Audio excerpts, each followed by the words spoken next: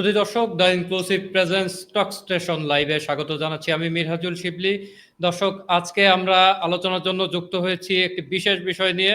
আজকের আলোচনার বিষয় গণতান্ত্রিক সহাবস্থান এবং ভোটের রাজনীতি। এ বিষয়ে আলোচনার জন্য যুক্ত হয়েছেন আমাদের সাথে দুইজন অতিথি। আমাদের সাথে যুক্ত আছেন বাংলাদেশ জাতীয়তাবাদী ছাত্রদল ঢাকা বিশ্ববিদ্যালয় শাখার মুক্তিযুদ্ধ ও গবেষণা বিষয়ক সম্পাদক সৈয়দ ইমাম হাসান অনিক। সৈয়দ ইমাম হাসান অনিক, আপনাকে আমাদের অনুষ্ঠানে স্বাগত জানাচ্ছি। ধন্যবাদ শিবলি। সুধী দর্শক, আমাদের সাথে আরো যুক্ত হয়েছেন বাংলাদেশ গণতান্ত্রিক ছাত্র সংসদ বাকশাসের ঢাকা বিশ্ববিদ্যালয় শাখার যুগ্ম সদস্য সচিব জনাব মোহাম্মদ সাকিব। মোহাম্মদ সাকিব, আপনাকেও আমাদের অনুষ্ঠানে স্বাগত জানাচ্ছি। ধন্যবাদ। দর্শক, আমরা সরাসরি প্রশ্নে চলে যেতে চাই। প্রথমেই আমরা প্রশ্নে যেতে চাই সৈয়দ ইমাম হাসান অনিক, আপনার কাছে। অনিক ভাই, আপনার কাছে আমরা প্রথমেই জানতে চাই একটা বিষয়। সেটি হচ্ছে, আমরা কিন্তু দীর্ঘদিন, আপনিও বিশ্ববিদ্যালয়ে আসার পর থেকেই দেখছেন, দীর্ঘদিন ক্যাম্পাসে ছাত্র রাজনীতির একটি কি বলবো, একটি ভীতিকর সময় আসলে পার করেছে একটি বিশেষ ছাত্র সংগঠন ছাড়া ব্যতীত অন্য সবাই। জুলাই অভ্যুত্থানের পরে আমরা দেখছি যে ক্যাম্পাসে একটি সহ অবস্থানের রাজনীতির পরিবেশ তৈরি হয়েছে। এখন বিভিন্ন ছাত্র সংগঠন সবাই হলে থাকতে পারছে, কিংবা বিশ্ববিদ্যালয়ে স্বাধীনভাবে, অপেক্ষাকৃত স্বাধীনভাবে রাজনীতি কিন্তু করতে পারছে। তো সেই জায়গা থেকে আসলে আপনি বিষয়গুলো এই মুহূর্তে কিভাবে দেখছেন? আর এই যে এক ধরনের রাজনৈতিক স্বাধীনতা কিংবা বাক স্বাধীনতা, গণতান্ত্রিক সহাবস্থান যে তৈরি হয়েছে, এটি আসলে কতটুক টেকসই হতে পারে বলে আপনি মনে করেন? ধন্যবাদ শিবলি। এখানে আসলে আমরা যদি বাস্তবভাবে দেখি, আমি 2017-18 সেশনের একজন শিক্ষার্থী। তো আমি 2018 সালের জানুয়ারিতে ক্লাস শুরু করেছি। তো ক্লাস শুরু করার পর থেকে আমরা আসলে 2024 সাল পর্যন্ত যেটাকে দেখেছি, সেটাকে আসলে আমরা ছাত্র রাজনীতির সাথে আসলে তুলনা করতে পারি না। সেটা আসলে ছাত্র রাজনীতির নামে কিছু আসলে সন্ত্রাসী কর্মকাণ্ড হিসাবে আমরা বলতে পারি, দখলদারি রাজনীতি বলতে পারি, কিন্তু সেটাকে ছাত্র রাজনীতি বলতে আমরা আসলে যেটা বোঝাই, সেরকম কোনো কালচার আসলে সেখানে ছিল না। যেখানে স্বইচ্ছায় কেউ যদি স্বেচ্ছায় যদি রাজনীতি করতে চায়, সে রাজনীতি করতে পারবে, বা যে চায় না সে করবে না, এরকম কিন্তু স্বাধীনতা কারো মধ্যেই ছিল না। সেখানে আমরা দেখেছি কি, একটা দল যে ক্যাম্পাসে আসলে যদি কেউ রাজনীতি করতে চায়, সেই দলের হয়েই করতে হবে, এবং তারা যেটাকে করে, মানে যেটাকে তারা রাজনীতি হিসেবে আখ্যায়িত করেছে, সেটাকে আসলে আমরা রাজনীতি বলি না। সেটা তারা কিভাবে ছাত্র দলকে ক্যাম্পাসে আসা থেকে দমায় রাখতে পারে, কিভাবে শিবির ক্যাম্পাসে কোনো কার্যক্রম পরিচালনা করতে না পারবে সেটার ব্যবস্থা করতে পারে, অথবা আমরা বারবার দেখেছি ছোট ছাত্র সংগঠন যেগুলো, সেটা ছাত্র অধিকার পরিষদ হোক, কিংবা পরবর্তীতে যেটা গণতান্ত্রিক ছাত্র শক্তি ছিল, পরবর্তীতে এই সংগঠনগুলোকেও কিন্তু তারা ক্যাম্পাসে স্বতঃস্ফূর্তভাবে কার্যক্রম পরিচালনা করতে দেয়নি। তো সেটাকে আসলে কোনোভাবেই আমরা ছাত্র রাজনীতি হিসাবে আমরা বলতে পারি না। তো 5ই আগস্ট পরবর্তীতে আমরা যেটা দেখেছি, আসলে যেটাকে আমরা সহাবস্থানের রাজনীতি বলতেছি, ছাত্র রাজনীতির সৌন্দর্য আসলে এটাই। যেখানে মানে প্রত্যেকটি রাজনৈতিক দলের অবস্থান থাকবে, প্রত্যেকটি রাজনৈতিক দলের আদর্শ নিয়ে তারা রাজনীতি করবে। তারা বিভিন্ন কার্যক্রম পরিচালনা করবে, এবং কোন রাজনৈতিক দল কোন রাজনৈতিক দলের কার্যক্রমকে বাধাগ্রস্ত করবে না। সবাই যার যার মতো, যার যার পছন্দ মতো রাজনীতি করবে। কারো ইচ্ছা হইলে সে রাজনীতি যদি মনে করে যে আমি করব না, ইউ আর ওয়েলকাম, কোনো সমস্যা নাই। তুমি হলে থাকতে পারবে রাজনীতি না করে। হলে থাকার সাথে, একাডেমিক কার্যক্রম পরিচালনার সাথে রাজনীতির কোনো সম্পর্ক নেই। রাজনীতি আমাদের কাছে একটা ভলান্টারি সার্ভিস, রাজনীতি একটা এক্সট্রা কারিকুলার অ্যাক্টিভিটি। যার মনে হবে যে না, আমি পড়াশোনার পাশাপাশি আমি একটু পলিটিক্যাল নলেজ গেইন করতে চাই, একটু কানেকশন বিল্ড আপ করতে চাই, রাজনৈতিকভাবে আমরা একটু সবার সাথে মেলামেশা চলাফেরা করে দেখতে চাই যে আসলে রাজনৈতিক সংগঠন কিভাবে চলে, রাজনীতি আসলে এতটুকুই। সেই জায়গা থেকে আমরা আশাবাদী 5ই আগস্ট পরবর্তী সময়ে যে এক ধরনের, মানে আমরা যে ধরনের রাজনীতির আমরা স্বপ্ন দেখি, সেই ধরনের রাজনীতি আসলে ক্যাম্পাসে শুরু হয়েছে। এই রাজনৈতিক ধারাবাহিকতা যেন ক্যাম্পাসে থাকে, আমরা সেটা চাই, এবং বারবারই আমরা সেটার কথা বলে এসেছি যে এই সহাবস্থানটা যাতে ধরে রাখতে পারি আমরা, সেজন্য আমরা সর্বোচ্চ চেষ্টা করব। আমি বাংলাদেশ জাতীয়তাবাদী ছাত্র দলের পক্ষ থেকে বলতে পারি যে আমরা সহাবস্থানের রাজনীতি আমাদের নিজেদের ভালোর জন্যও চাই, এবং ক্যাম্পাসের যাতে স্থিতিশীলতা বজায় থাকে সেজন্যও আমরা চাই।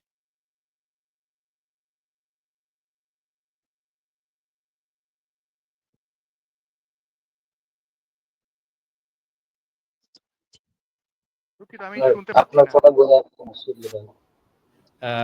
সাকিব, অনেকের কাছে আমরা যে বিষয়টি আসলে এতক্ষণ শুনলাম যে ক্যাম্পাসে বর্তমানে যে সহাবস্থানের রাজনীতি রয়েছে কিংবা গণতান্ত্রিক সহাবস্থান, বাক স্বাধীনতা কিংবা রাজনৈতিক স্বাধীনতা, এটি আসলে কতটুকু টেকসই হতে পারে বলে আপনি মনে করেন? ধন্যবাদ শিবলি ভাই for giving me the floor.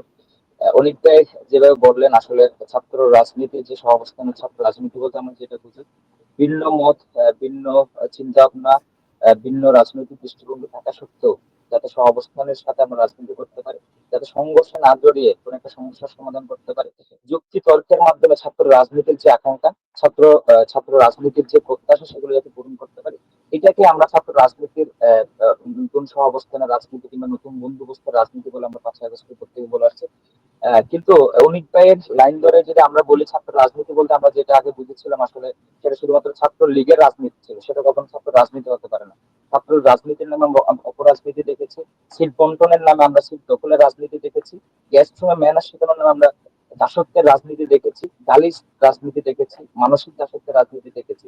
আমরা 5ই আগস্টের পর পরে এতগুলো রক্তের বিনিময়ে, শহীদের বিনিময়ে আমরা যে ক্যাম্পাস পেয়েছি, যে ঢাকা বিশ্ববিদ্যালয় থেকে আমাদের এই গণঅভ্যুত্থানের সূচনা হয়েছে, আমাদের অন্যতম একটা আকাঙ্ক্ষা ছিল, আমাদের প্রত্যাশা ছিল, আমাদের এই ঢাকা বিশ্ববিদ্যালয়ে অন্যতম একটা রাজনৈতিক সহাবস্থানের একটা মুক্ত চিন্তার একটা বিকাশ কেন্দ্র হবে। কিন্তু আমরা দুঃখজনক হলো সত্য যে যে কালচার গুলো আমরা ছাত্র রাজনীতির, ছাত্র লীগের কালচার হিসেবে দেখেছি, ছাত্র রাজনীতির নামে ছাত্রলীগ যে অপকর্মগুলো, যে কালচার, রাজনৈতিক কালচার, গুন্ডামির কালচার এক প্রকার তৈরি করেছিল, আমরা আমাদের প্রত্যাশা ছিল যে এই ধরনের কালচার কখনোই কারোর মধ্যে আসবে না। কিন্তু দুঃখজনক হলো আমরা সত্য যে আমরা যখন হল কমিটি গুলো নিয়ে কথাবার্তা বলি, আমরা গণতান্ত্রিক ছাত্র সংসদের পক্ষ থেকে আমরা একটা ছাত্র রাজনীতির নতুন মডেল তৈরি করতে চেয়েছিলাম। ছাত্র যারা সংগঠনগুলো রয়েছে, সাধারণ শিক্ষার্থী যারা রয়েছে, প্রশাসনের সাথে মিলে আমরা একটা ছাত্র রাজনীতির নতুন মডেল তৈরি করতে চেয়েছিলাম, যাতে একাডেমিক এবং হলে এটার উচিত নতুন ভাবে ছাত্র রাজনীতি চলতে পারে। আর আমরা দুঃখজনক হলো সত্য যে আমরা ছাত্র দলের পক্ষ থেকে, অনিক ভাইদের পক্ষ থেকে ওই ছাত্র রাজনীতির রূপরেখা তৈরিতে, নতুন মডেল তৈরিতে আমরা কোনো ধরনের আগ্রহ কিন্তু ইতিবাচক কোনো কিছু আমরা পাইনি। পাশাপাশি আমরা দেখেছি এই যে সাম্যবাড়ির হত্যার পরের সময়গুলোতে আমরা ছাত্রলীগের সময় যেভাবে আমরা দেখেছি বিভিন্ন academic area, cultural society, TC কেন্দ্রিক যে ক্লাবগুলো ছিল, প্রত্যেকটাতে তারা একটা অন্যরকম একটা দাসত্বের রাজনীতি, একটা দখলদারিত্বের রাজনীতি আমরা তাদের মধ্যে দেখেছি। আমাদের অন্যতম প্রত্যাশা ছিল 5ই আগস্টের পরে কখনো একাডেমিক এরিয়া থেকে রাজনৈতিক ভাবে হস্তক্ষেপ করবে না, কেউ জোর জবরদস্তি করে ক্লাসরুম বন্ধ করবে না, কেউ টিএসসি ক্লাব গুলো রাজনৈতিক পরিচয়ে হস্তক্ষেপ করবে না।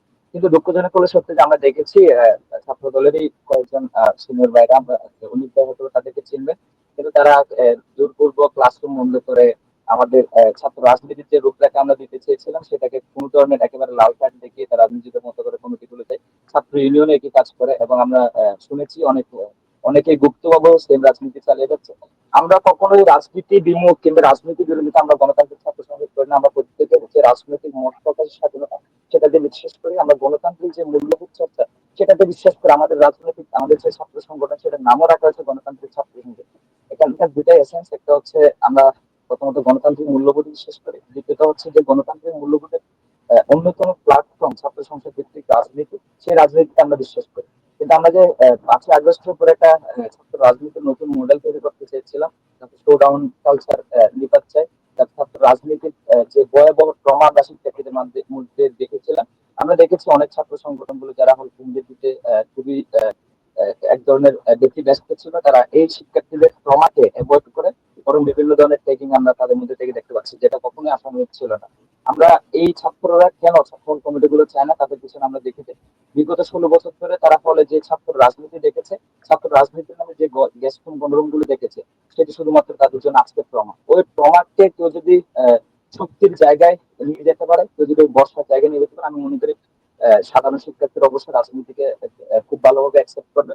তা আমার মনে হয় আমরা ছাত্র সংগঠন গুলো সবার যে সহাবস্থানের রাজনীতিটা এই জায়গাতে ফিল করছি যে আমরা ফলে ছাত্র রাজনীতির একটা আদর্শ মডেল তৈরি করতে পারি না, নিজেদের মধ্যে একটা কমন কনসেনসাস দিতে পারি না, কিভাবে ছাত্র রাজনীতি গুলো হলে শিক্ষার্থীদেরকে তার সিটের অধিকার থেকে বঞ্চিত না রেখে বরং তাদের কল্যাণমূলক কাজ করে যাবে, তাদের অধিকারের জন্য কাজ করে যাবে। আমার মনে হয় আমরা যারা সংগঠন গুলো আছে, যারা হলে কমিটি গুলো দিয়েছে, তারা সেটা দিতে ব্যর্থ হয়েছে। তবু আশা রাখি আমরা এই 5ই আগস্টের পরবর্তী সময়গুলোতে অবশ্যই ভিন্ন মত ভিন্ন চিন্তা, ভিন্ন রাজনৈতিক দৃষ্টিভঙ্গি, তবে একে অপরের সাথে রাজনৈতিক সহাবস্থানের রাজনীতি আমরা নিয়ে যাব। এবং বাকিটা আমাদের যে ছাত্র সংগঠনগুলো আছে তাদের যে অ্যাটিটিউড, তাদের যে রাজনৈতিক কালচার, আমরা যদি এই নতুন প্রজন্মের সাথে নতুন নতুন মডেল যদি আমরা অ্যাকোমোডেট করতে পারি, তাহলে মনে হয় আমরা এই সহাবস্থানের রাজনীতিতে একটা টেকসই রাজনীতির দিকে নিয়ে যেতে পারবো। Otherwise will fail. ধন্যবাদ সাকিব। ধন্যবাদ সাকিব। সাকিব, আপনার সাথে আরো একটি প্রশ্ন আসলে যুক্ত করতে চাই। আপনি মনে হয় সাম্প্রতিক সময়ে ওয়ান স্টুডেন্ট ওয়ান বেড এই ধরনের একটি নীতির কথা চালু করার কথা বলেছেন। সাকিব, এইখানে আসলে আমরা ঢাকা বিশ্ববিদ্যালয়ের যে বর্তমান সিট বন্টন যে পদ্ধতি রয়েছে, এখানে কিন্তু একটি দ্বৈতাবাসিক বলে একটি ব্যাপার আছে, যেখানে ডবলিং করে সিট শেয়ার করে থাকার একটি সুযোগ আসলে শিক্ষার্থীদের রয়েছে। তো আমরা কিন্তু দেখছি যে ডাবলিং করে সিটে থাকতে চায় শিক্ষার্থীরা, এরপরেও তারা সিট পাচ্ছে না। কারণ ঢাকা বিশ্ববিদ্যালয়ে আপনার হচ্ছে ঢাকা বিশ্ববিদ্যালয় তো পূর্ণাঙ্গ আবাসিক বিশ্ববিদ্যালয় নয়। এইখানে কিছু শিক্ষার্থী হলে থাকবে, কিছু শিক্ষার্থী বাইরে থাকবে। এইভাবে মিশ্র পদ্ধতিতেই কিন্তু ঢাকা বিশ্ববিদ্যালয়ে আবাসন নিশ্চিত করার কথা। যেখানে আমরা দেখছি যে দ্বৈতাবাসিক ছাত্ররাই সিট পাচ্ছে না, সেখানে আসলে ওয়ান স্টুডেন্ট ওয়ান বেড এই নীতি আসলে এটি কতটুকু কার্যকর হতে পারে সাকিব? দেখুন, আমি যে ওয়ান স্টুডেন্ট ওয়ান বেড বলেছি সেটা শুধুমাত্র একজন একসাথে থাকার জন্য বা অনেক বেশি সুবিধা নিয়ে থাকার জন্য ওই ওই ইম্পর্টেন্স থেকে বলি না। আমাদের যে মূল ফোকাসটা ছিল, অনেক ভাইরা দেখেন গত 5 বছর ধরে কোনো একদিনের জন্য হলে থাকতে পারে না 5 আগস্টের আগে, এবং অনেক শিক্ষার্থী যারা আমরা 1 মাস থাকার পর ট্রমাটাইজ হয়ে হলে গ্যাস রুম কোন রুম দেখে আমরা পালিয়ে যেতে পুরোটা বাধ্য হয়েছিলাম। তো যে আমরা দেখি যে ছাত্র রাজনীতির যে অপরাজনীতি, যে বয়াল একটা অধ্যায় ছিল, যে কালো অধ্যায় ছিল, সেই কালো অধ্যায়ের সবকিছু কিন্তু এই সিট বন্টনকে কেন্দ্র করে। তো ওই জায়গা থেকে যখন একটা হল রাজনীতির যে দখলের রাজনীতি, সেটা শুরু হয় শুধুমাত্র এই সিট বন্টন থেকে। আমি মনে করি যে one student one bed policy এটা শুধুমাত্র আমাদের অ্যাকোমোডেশন সিস্টেমের একটা অভাব না। সবচেয়ে যে বড় কারণটা প্রভাবকের ভূমিকা রাখে সেটা হচ্ছে আমাদের প্রশাসনের পোর ম্যানেজমেন্ট। আমাদের এখনো যে মান্দাতার আমলের সিস্টেম, কেরানির মতো করে তারা 1 মাস ধরে হলে ঘুরায় ঘুরায় ঘুরায় ঘুরায় তারা আমাদের সিট বন্টন করে। ওইদিকে দেখা যাচ্ছে যারা 18, 19 কিংবা 17, 18 যাদের অনার্সের মাস্টার্সের রেজাল্ট হয়ে গিয়েছে, যাদের বৈধতা মানে সিট থাকার বৈধতা তারা হারিয়েছে।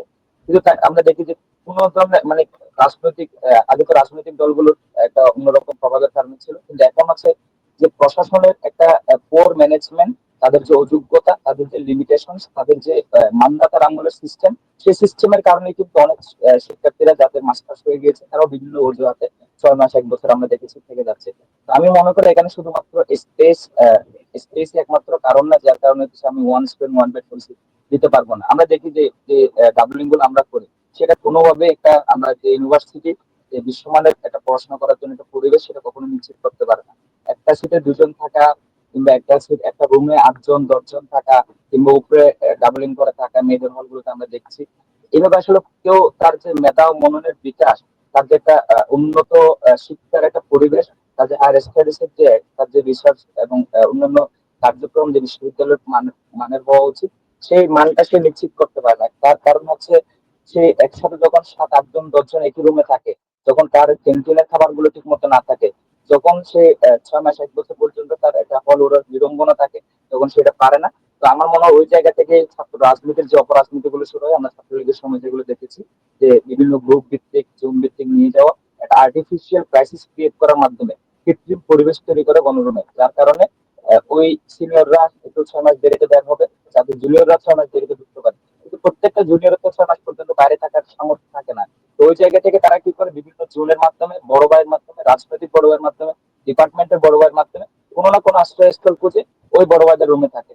এক পর্যায়ে ওই বড় ভাইয়ের একটা রুম তৈরি করে আমাদের এই যে গণরুম, গেস্ট রুম, যে ছাত্র রাজনীতি নামে যে অপরাজনীতি, সেই কালচারটা তৈরি হয়। আমি মনে করি এটা ছাত্র দল, ছাত্র সংসদ কিংবা ছাত্র ইউনিয়ন কারো একক কোনো এজেন্ডা না। এটা ছাত্র রাজনীতির জন্য, আমাদের মৌলিক অধিকারের জন্য এই কোর সিস্টেমটা, আমাদের যে মান্দাতার আমলের সিস্টেম আছে, এবং এই যে আমাদের সিট বন্টনের যেটা একটা স্বচ্ছতার অভাব রয়েছে, সেই সিট বন্টনের পরিবর্তন আনা জরুরি। প্রথম বর্ষ থেকে যারা যুক্ত আবাসিকভাবে তারা থাকতে চাবে, তাদেরকে আমি মনে করি one student one bed policy দেওয়া দরকার। আমাদের বিশ্ববিদ্যালয়ে অসংখ্য বাজেট আসে, এবং অনেক অ্যালমনাইরা অনেক কিছুতে বিভিন্ন এম্বাসি থেকে আমাদেরকে সাপোর্ট দিতে চায়, কিন্তু আমরা এগুলোকে একটা কোর ম্যানেজমেন্টের কারণে, ম্যানেজমেন্টের ল্যাকিংস এর কারণে আমরা এগুলোকে ইমপ্লিমেন্ট করতে পারি না। সো এই জায়গা থেকে আমি মনে করি সিট বন্টনটা যদি আমরা ঠিক করতে পারি, যারা বৈধতা হারিয়ে যারা ফেলবে, যারা যাদের ছাত্রত্ব শেষ হয়ে যাবে, তাদেরকে যারা 1 সপ্তাহের মধ্যে আবার তাদেরকে যদি বের করে দিতে পারে, আমি মনে করি ছাত্র রাজনীতি বলতে আমরা যে সাধারণ শিক্ষার্থীরা বই পাই, ছাত্র রাজনীতির যে কালো অধ্যায়, এই গণরুম থেকে কিন্তু যে ছাত্ররা বই পায়, সেই বইটা অটোমেটিক্যালি সেটা বন্ধ হয়ে যাবে। তো সেই জায়গা থেকে আসলে ওয়ান স্টুডেন্ট ওয়ান বেড পলিসিটা সামনে আনা, এটার এসেন্স আমি মনে করি সব থেকে ছাত্র রাজনীতির একটা নতুন মডেল তৈরি করবে। ধন্যবাদ। কিন্তু সাকিব, এইখানে আপনি যে এই যে এতক্ষণ বললেন যে একজন ছাত্রের জন্য মানে রুম শেয়ার করে থাকা, যেটি 8 জন 5 জন 4 জন করে রুম শেয়ার করে থাকে, এতে মেধা মননের সঠিক বিকাশ হচ্ছে না। সাকিব, এই ব্যাপারে আমি আপনার সাথে একমত, কিন্তু ঢাকা বিশ্ববিদ্যালয়ের ধরেন যাদের মাস্টার্স শেষ করার পরে একটা শিক্ষার্থী যদি হল ছেড়ে দেওয়ার পরেও, এর পরেও সবাই যদি নিয়মতান্ত্রিক ভাবেও থাকে, এরপরেও কি সকল শিক্ষার্থীকে কি আসলে আবাসিক সুবিধার আওতায় আনা কি সম্ভব? আমি মনে করি অনেকটা সম্ভব। আর এই যে ঢাকা ইউনিভার্সিটির প্রতি বছর গত 50 বছরে যে মেয়েদের জন্য 5টা হল ছিল, আগামী 50 বছরে যে 5টি হলে থেকে যাবে, ছেলেদের জন্য যে 13টি হল ছিল, আগামী 50 বছর ধরে সে 13টি হলে থেকে যাবে। অনেক দায়িত্বের সরকার যখন আসবে, আমরা মনে করি তারা অবশ্যই আমাদের জন্য এডুকেশন ব্যবস্থা করবে, অনেক বেশি বাজেট দিবে ঢাকা ইউনিভার্সিটির জন্য। তো এই জায়গা থেকে আমরা যে সবসময় একটা জায়গায় ভিজিট থাকবো, সেই জায়গা থেকে ধরে নিয়ে আমাদের সবকিছু সিস্টেম হতে হবে, আমরা সেই ধারণা থেকে বেরোতে চাই। আমরা চাই ঢাকা বিশ্ববিদ্যালয়ের মেয়েদের জন্য আরো অনেক বেশি আবাসনের ব্যবস্থা করা হোক, নতুন নতুন হল নির্মাণ করা হোক, এবং সেগুলো অবশ্যই ঢাকা বিশ্ববিদ্যালয়ের অভ্যন্তরে তৈরি করা হোক, যার মাধ্যমে one student one bed policy বাস্তবায়ন হবে। ছাত্র রাজনীতির নামে যে অপরাজনীতি, সিট বন্টনের নামে যে সিট দখলের রাজনীতি, হল দখলের রাজনীতি, সেগুলো আমি মনে করে দিব। ধন্যবাদ। অসংখ্য ধন্যবাদ সাকিব।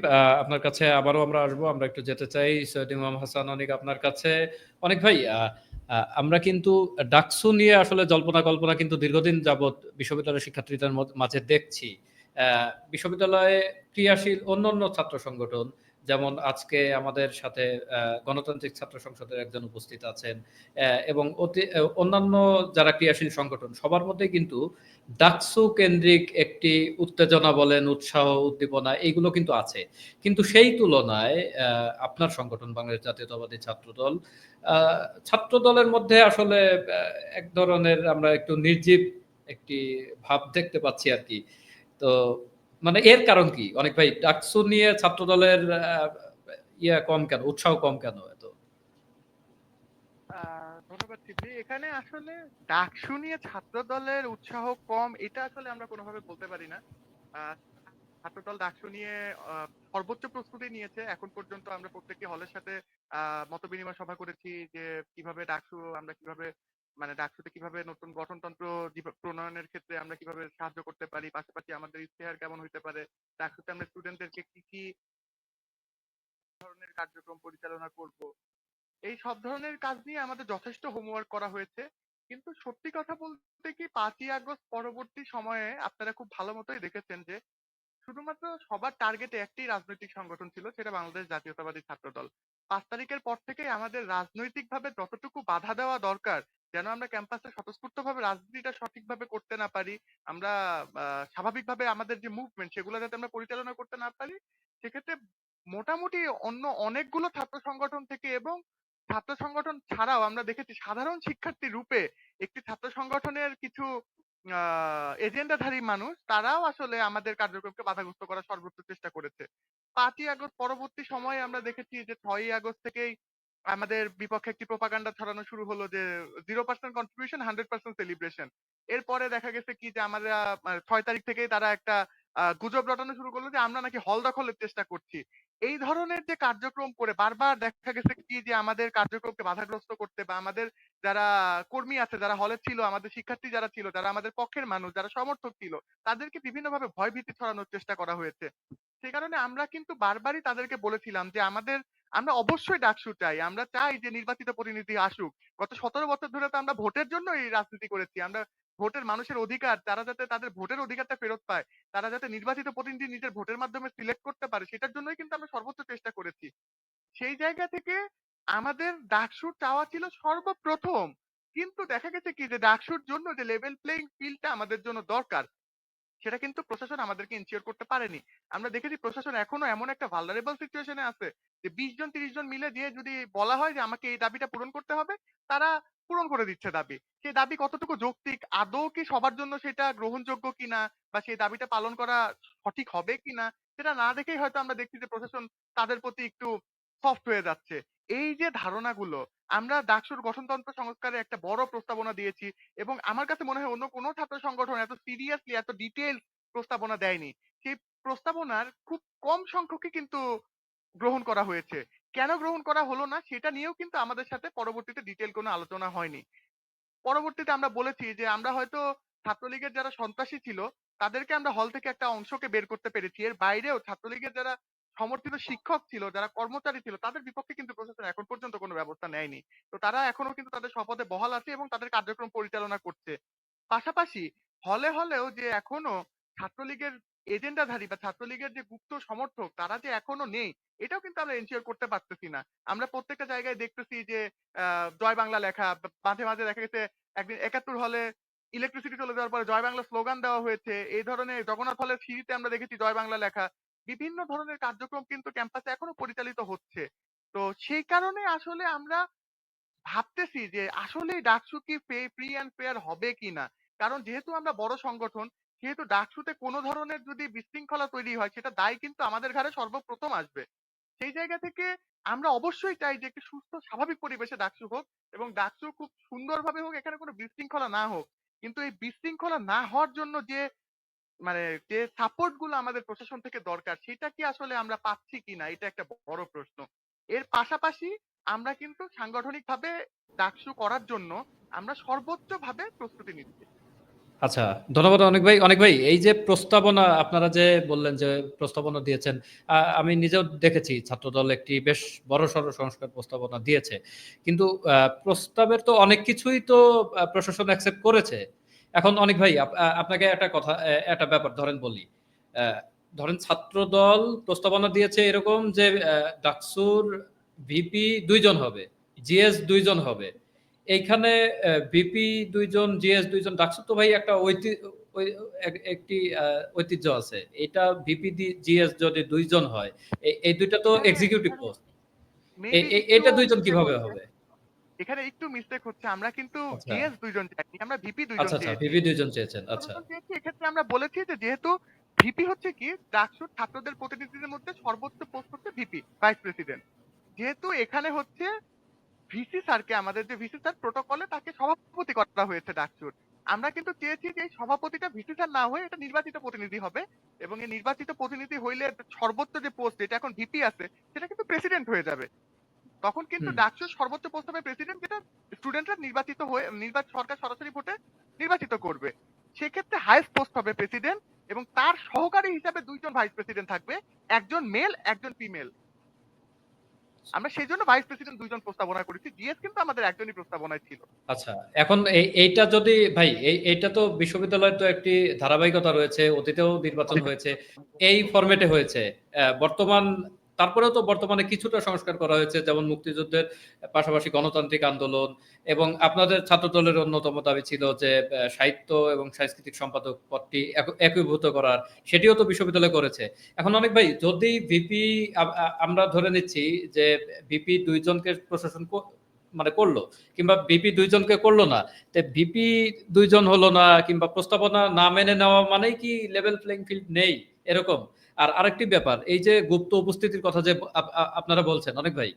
গুপ্ত উপস্থিতি ছাত্রলীগ যখন ক্যাম্পাসে ছিল তারাও কিন্তু প্রায়ই একটা বলতো যে একটি সংগঠন গুপ্ত অবস্থায় আমাদের মধ্যে আছে। এই যদি আসলেই গুপ্ত অবস্থায় কেউ থেকে থাকে, এইটা ভাই আপনি কিভাবে এটা হল থেকে তাদেরকে বের করবেন বলেন তো? এটা কিভাবে সম্ভব? মানে কেউ যদি রাজনৈতিক পোস্ট হোল্ড না করে, সে যদি নিষিদ্ধ সংগঠনের কোনো পদ হোল্ড না করে, সে যদি হলে থাকে এবং হলে থেকে সে যদি মনে ছাত্রলীগ করে, এটা আপনি কিভাবে মানে এটা ঠেকাবেন? কিংবা প্রশাসনিকভাবে এটা ঠেকাবে এখানে কিভাবে? আসলে অলিভ ভাইরা তো আসলে কোনো এখানে উদ্যোগ এখানে নেয় না এদেরকে বের করার জন্য। আমরা তো ২ টা মামলা দিয়েছি ৫ই আগস্টের পরবর্তী সময়ে। ১ বছর হয়ে গেল অনিক ভাইরা কোনো মামলা দেয় নাই ছাত্রলীগের বিরুদ্ধে। এখানে এখানে আমি একটু অ্যাড করি, সেটা হচ্ছে যে জি, জি। আমরা কিন্তু ছাত্রলীগ এতদিন করেছে বা জুলাইয়ের পূর্ববর্তী সময়ে যারা জুলাই মাসে যারা পদত্যাগ করেছে, তাদেরকে হয়তো অনেকেই ধারণা করছে যে এরা আসলে এখন আর ছাত্রলীগ নেই, এরা এখন আসলে পরিবর্তিত হয়ে গিয়েছে বা কিছু। একেকটা হলে যে পরিমাণ লোক কমিটিতে ছিল, একেকটা হলে ১২১, ১৫১, ১৭১ সদস্য পর্যন্ত কমিটি হয়েছে। কয়জন পদত্যাগ করেছিল জুলাই মাসে? এটা একটা বড় প্রশ্ন। বাকিরা কিন্তু পদত্যাগও করেনি। তারা পদত্যাগ করারও হয়তো সাহস করেনি সেই সময়টাতে। এর পাশাপাশি যেটা হয়েছে যে এখন পর্যন্ত ছাত্রলীগ এখন একটা নিষিদ্ধ সংগঠন। তো সেই নিষিদ্ধ সংগঠন সমর্থন করাটাও কিন্তু নিষিদ্ধ। এই নিষিদ্ধ সংগঠনের শুধু পোস্টেড লোকরাই যে নিষিদ্ধ ব্যাপারটা কিন্তু এরকম না। এই নিষিদ্ধ সংগঠনের যেকোনো কার্যক্রমকে যখন আমরা যেটাকে আমরা সাপোর্ট করব, সেটা যখন আমরা প্রচারের চেষ্টা করব, সেটাও কিন্তু নিষিদ্ধর মধ্যেই পড়বে। তো সেই জায়গা থেকে আ যদি কেউ হলে এখন থেকে থাকে এবং সে যদি নিষিদ্ধ ছাত্রলীগের কার্যক্রমকে আ সাপোর্ট করে, সে কিন্তু ওই নিষিদ্ধ সংগঠনের সমর্থক হিসাবে সেই আওতায়ই পড়বে। এটা একটা কিন্তু প্রশ্ন। এটা যদি আর ভাই দ্বিতীয় প্রকাশ না তারা করে আপনি তাকে কিভাবে ধরবেন?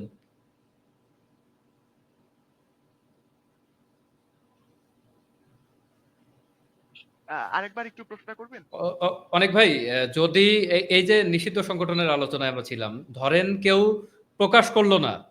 কেউ যদি প্রকাশ না করে, সেক্ষেত্রে তো তাকে আপনি করতে পারবেন না। তাকে তো আপনি বের করতে পারবেন না তখন। হ্যাঁ, না অবশ্যই আমরা সেটা বের করতে পারব না। আমরা তো তাদেরকে বের করতে বলিনি। কিন্তু আইডেন্টিফাই করার জন্য যে একটা প্রসেস থাকে, সেই প্রসেসে তো থাকতে হবে। যে যদি কেউ বের আচ্ছা। হয়, আমরা দেখেছি জুলিয়াস সিজার তালুকদারের মতো একজন ছাত্রলীগের নিষিদ্ধ ঘোষিত জিএস, যে ছাত্রলীগের ১৯ এর ডাকসু, কলঙ্কিত ডাকসুতে যে জিএস নির্বাচিত হয়েছে। সে ক্যাম্পাসে দিব্যি ঘুরে বেড়াচ্ছে। সে ক্যাম্পাসে আবার ভোটার তালিকায় তার নাম এসেছে এবং ভোটার তালিকার পাশাপাশি সে মনোনয়ন ফর্মও তুলেছে। এই ধরনের কার্যক্রম কিন্তু আরো হয়েছে। আমরা দেখেছি ভোটার তালিকায় যারা মামলার আসামি, হত্যা মামলার আসামি, যারা হামলার সাথে জড়িত, ১৫ জুলাইয়ের হামলার সাথে জড়িত, তাদের নামও কিন্তু জুলাই এই ভর্তির লিস্টে এসেছে। তার মানে কি তাদের মানে যারা চিহ্নিত তাদেরকেও কিন্তু বাধা দেওয়ার কোনো ব্যবস্থা প্রশাসন কর্তৃক করা হচ্ছে না। রাইট।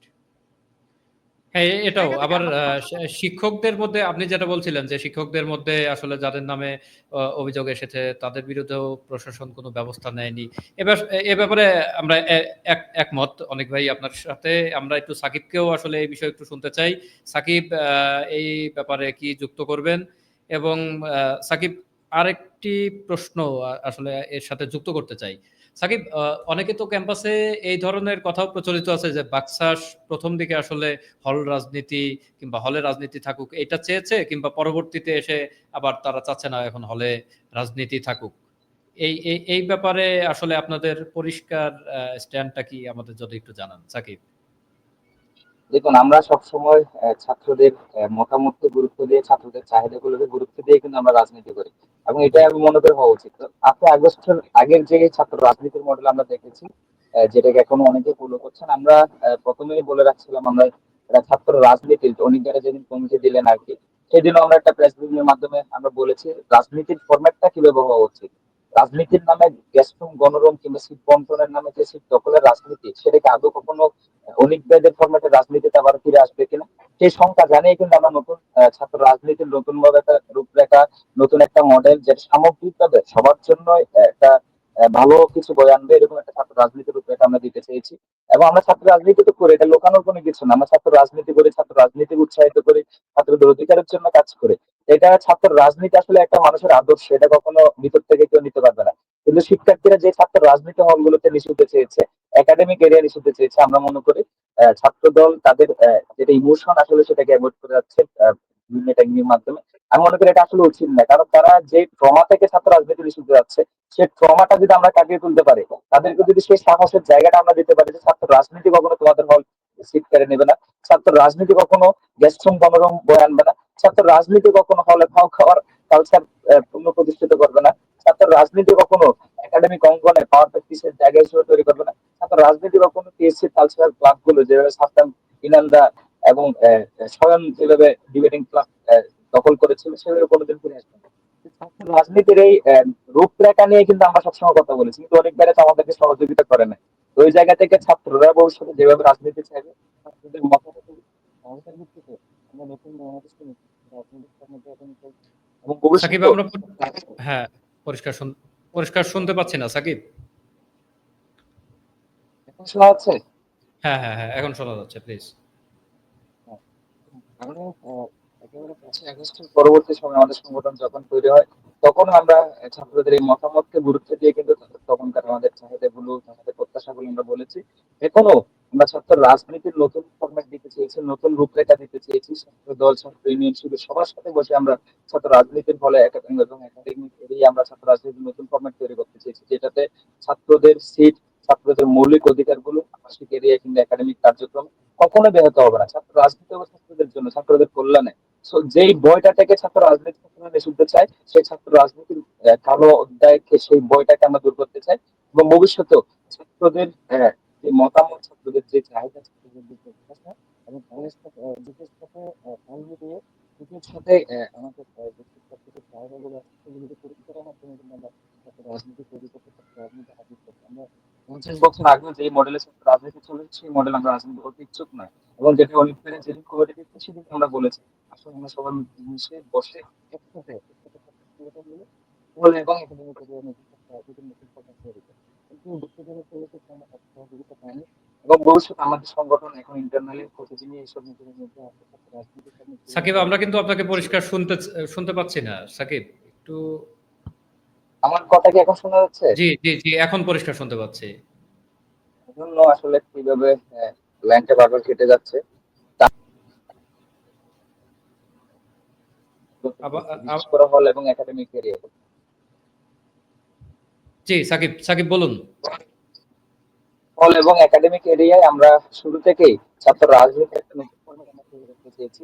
যে ছাত্র রাজনীতি দখলদার রাজনীতি হবে না, যে ছাত্র রাজনীতি একটা ছাত্রের ভূমিকারী নেবে না, যে ছাত্র রাজনীতি কখনো ফলে খাওয়ার সংস্কৃতিকে উদ্বুদ্ধ করবে না, যে ছাত্র রাজনীতি কখনো টিএসসির ক্লাব গুলোকে দখলের চেষ্টা করবে না। ছাত্র রাজনীতি ছাত্রদের অধিকার নিয়ে কাজ করবে। তো শিক্ষার্থীরা যারা হলে থাকে, আবাসিক শিক্ষার্থী আছে যারা ক্লাসরুমে যায়, তারা যাতে সেই বই থেকে যখনই উত্তরণ ঘটবে, তারা যখন সেই বই থেকে আমরা তাদেরকে জয়ের আশা দেখাতে পারবো, তখন আমরা আমাদের ছাত্র রাজনীতির নতুন ফরম্যাট শিক্ষার্থীরা যেভাবে চাইবে সেভাবে আমরা ছাত্র রাজনীতি ফরম্যাট তৈরি করবো এবং সেভাবে আমরা রাজনীতি করবো।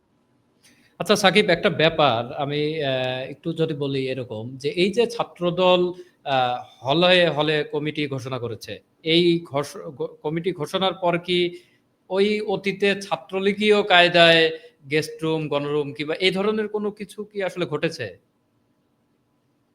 দেখুন, আমি বারবার বলছি 5ই আগস্টের পর একটা সহাবস্থানের রাজনীতির একটা পরিবেশ তৈরি হয়েছে, ছাত্রদল জি, জি। সেখানে যথেষ্ট ভূমিকা রেখেছে এবং আমরা সেটাকে প্রত্যেকটা রাজনৈতিক দলগুলোর অ্যাপ্রিসিয়েট করেছি। বিশেষ করে প্রকাশ্য রাজনীতির জন্য আমরা সবাইকে উদ্বুদ্ধ করেছি। কিন্তু আমরা সাধারণ শিক্ষার্থীদের যারা 4-5 বছর ধরে হলে আছে কিন্তু 2 বছর ধরে যে গ্যাস রুম করেছে, অনেক বেড়ে তো এগুলোর বিরুদ্ধে সবসময় কথা বলেছে। সুপার আইনও আমরা প্রত্যেকে এগুলোর বিরুদ্ধে কথা বলছি। তো যে গণরুমকে তারা ভয় পায়, যে গ্যাস রুমকে তারা ভয় পায় এবং ছাত্র দলের বর্তমান অ্যাটিটিউড পুরো বাংলাদেশে ঢাকা বিশ্ববিদ্যালয় ছাত্র দল যথেষ্ট সহনশীল আচরণ করলো। পুরো বাংলাদেশে আমরা দেখেছি বিএনপির যে অ্যাটিটিউড এবং অন্যান্য কার্যক্রম, শিক্ষার্থীরা সেই বই থেকে এখনো বেরোতে পারে না। তারা মনে করে এখনো যে হলে যদি আগের মতো আগের ফরম্যাটে কমিটি গুলো হয়, আগের মতো করে সবাই হলে মুভ করে, হলে রাজনৈতিক কার্যক্রম করে, আমার মনে হয় আমার সিটটা মনে হয় নিয়ে যাবে। ফলে যখন প্রশাসনের উপর যখন ছাত্র দল কিংবা ছাত্র সংসদে যদি কোনোদিন প্রভাব বিস্তার করে কিংবা অন্যান্য শিবির যারা আছে তারাও যদি প্রভাব বিস্তার করে, তাহলে মনে হয় আমার ফলটা আবার আমার সিটটা মনে হয় আবার গণরুমে অন্য কাউকে বর্গা দিয়ে দিতে হবে, আমার নিজেকে মনে হয় আবার কাউকে বর্গা দিয়ে দিতে হবে ফার্স্ট সেকেন্ড ইয়ার। সেই বই থেকে কিন্তু তারা এই ছাত্র রাজনীতির বিরোধিতা করে। তা আমরা তাদের ইমোশনকে কোনোভাবে ট্যাগিং এর মধ্যে ফেলে দিতে পারি না। তাদের যে ইমোশন, তাদের যে ট্রমা আছে সেটাকে সাথে নিয়ে, সেটা সবার মধ্যে একটা কনসেনসাসের ভিত্তিতে তাদেরকে বইয়ের যে জায়গাটা আছে সেটাতে আমরা আশা দিয়ে, সাহস দিয়ে যে নতুন ছাত্র রাজনীতির ফরম্যাট আমরা সেটা তৈরি করার জন্য সবসময় ছাত্রদল, ছাত্র ইউনিয়ন, ছাত্র শিবির থেকে শুরু করে সবাইকে আমরা আহ্বান করেছি। এবং আমরা এখনো বিশ্বাস করি ছাত্র দল কিংবা যারা বড় সংগঠন গুলো আছে তারা অবশ্যই শিক্ষার্থীদের এই মতামতকে, এই চাহিদাকে প্রাধান্য দিয়ে তারা ভবিষ্যৎ ছাত্র রাজনীতি পরিচালনা করবে। ধন্যবাদ সাকিব। আবারও আসবো আপনার কাছে। সৈয়দ ইমাম হাসান অনিক, আপনার কাছে একটু যেতে চাই।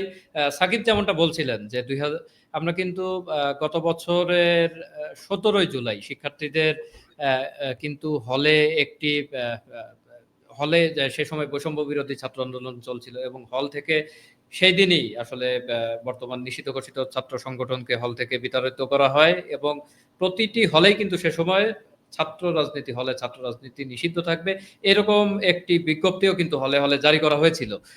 এবং অনেক ভাই বৈষম্য বিরোধী ছাত্র আন্দোলন যখন চলছিল, আন্দোলনের ভেতরে কিন্তু আন্দোলনের সময় কিন্তু একাধিকবার এরকম বিষয় এসেছে যে হলে ছাত্র রাজনীতি থাকবে না।